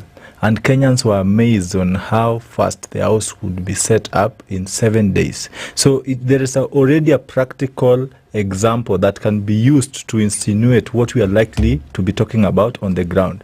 We all agree that the house was set up in 7 days, although they used a different technology of steel, cold steel pressed, but etc. But here now the technology, in summary, seeks to solve basic things. One, you can set up a structure on a ground that has got natural resources that can also bring money to the people and the government. So with this entire scanning technology, satellite scanning and etc., you're able to detect these things 100,000 meters down. So that can also help you in proper planning. Remember, I alluded proper planning as part of our vision, and also reduction in time, wastage of materials, and efficiency when it comes to the development of the entire structure. Okay. You asked of me how I'm involved. My background is in public procurement and logistics. We are going to move these machines from one place to another. Yes. So you've got a lot of understanding. I've got a lot of understanding when it comes to moving of property, acquisition and etc., because that is my profession. Okay. Good. Kennedy Sankara is the brand ambassador for Comhouse Ecosystem. Adam Ahmed is the founder and CEO. Thank you very much, gentlemen, for joining us this morning. Have a lovely weekend. Thank you for tuning in to Kenya's biggest conversation. It's the end of the week, the 24th day of May. There's still another Friday for this month, and let's add 2 more.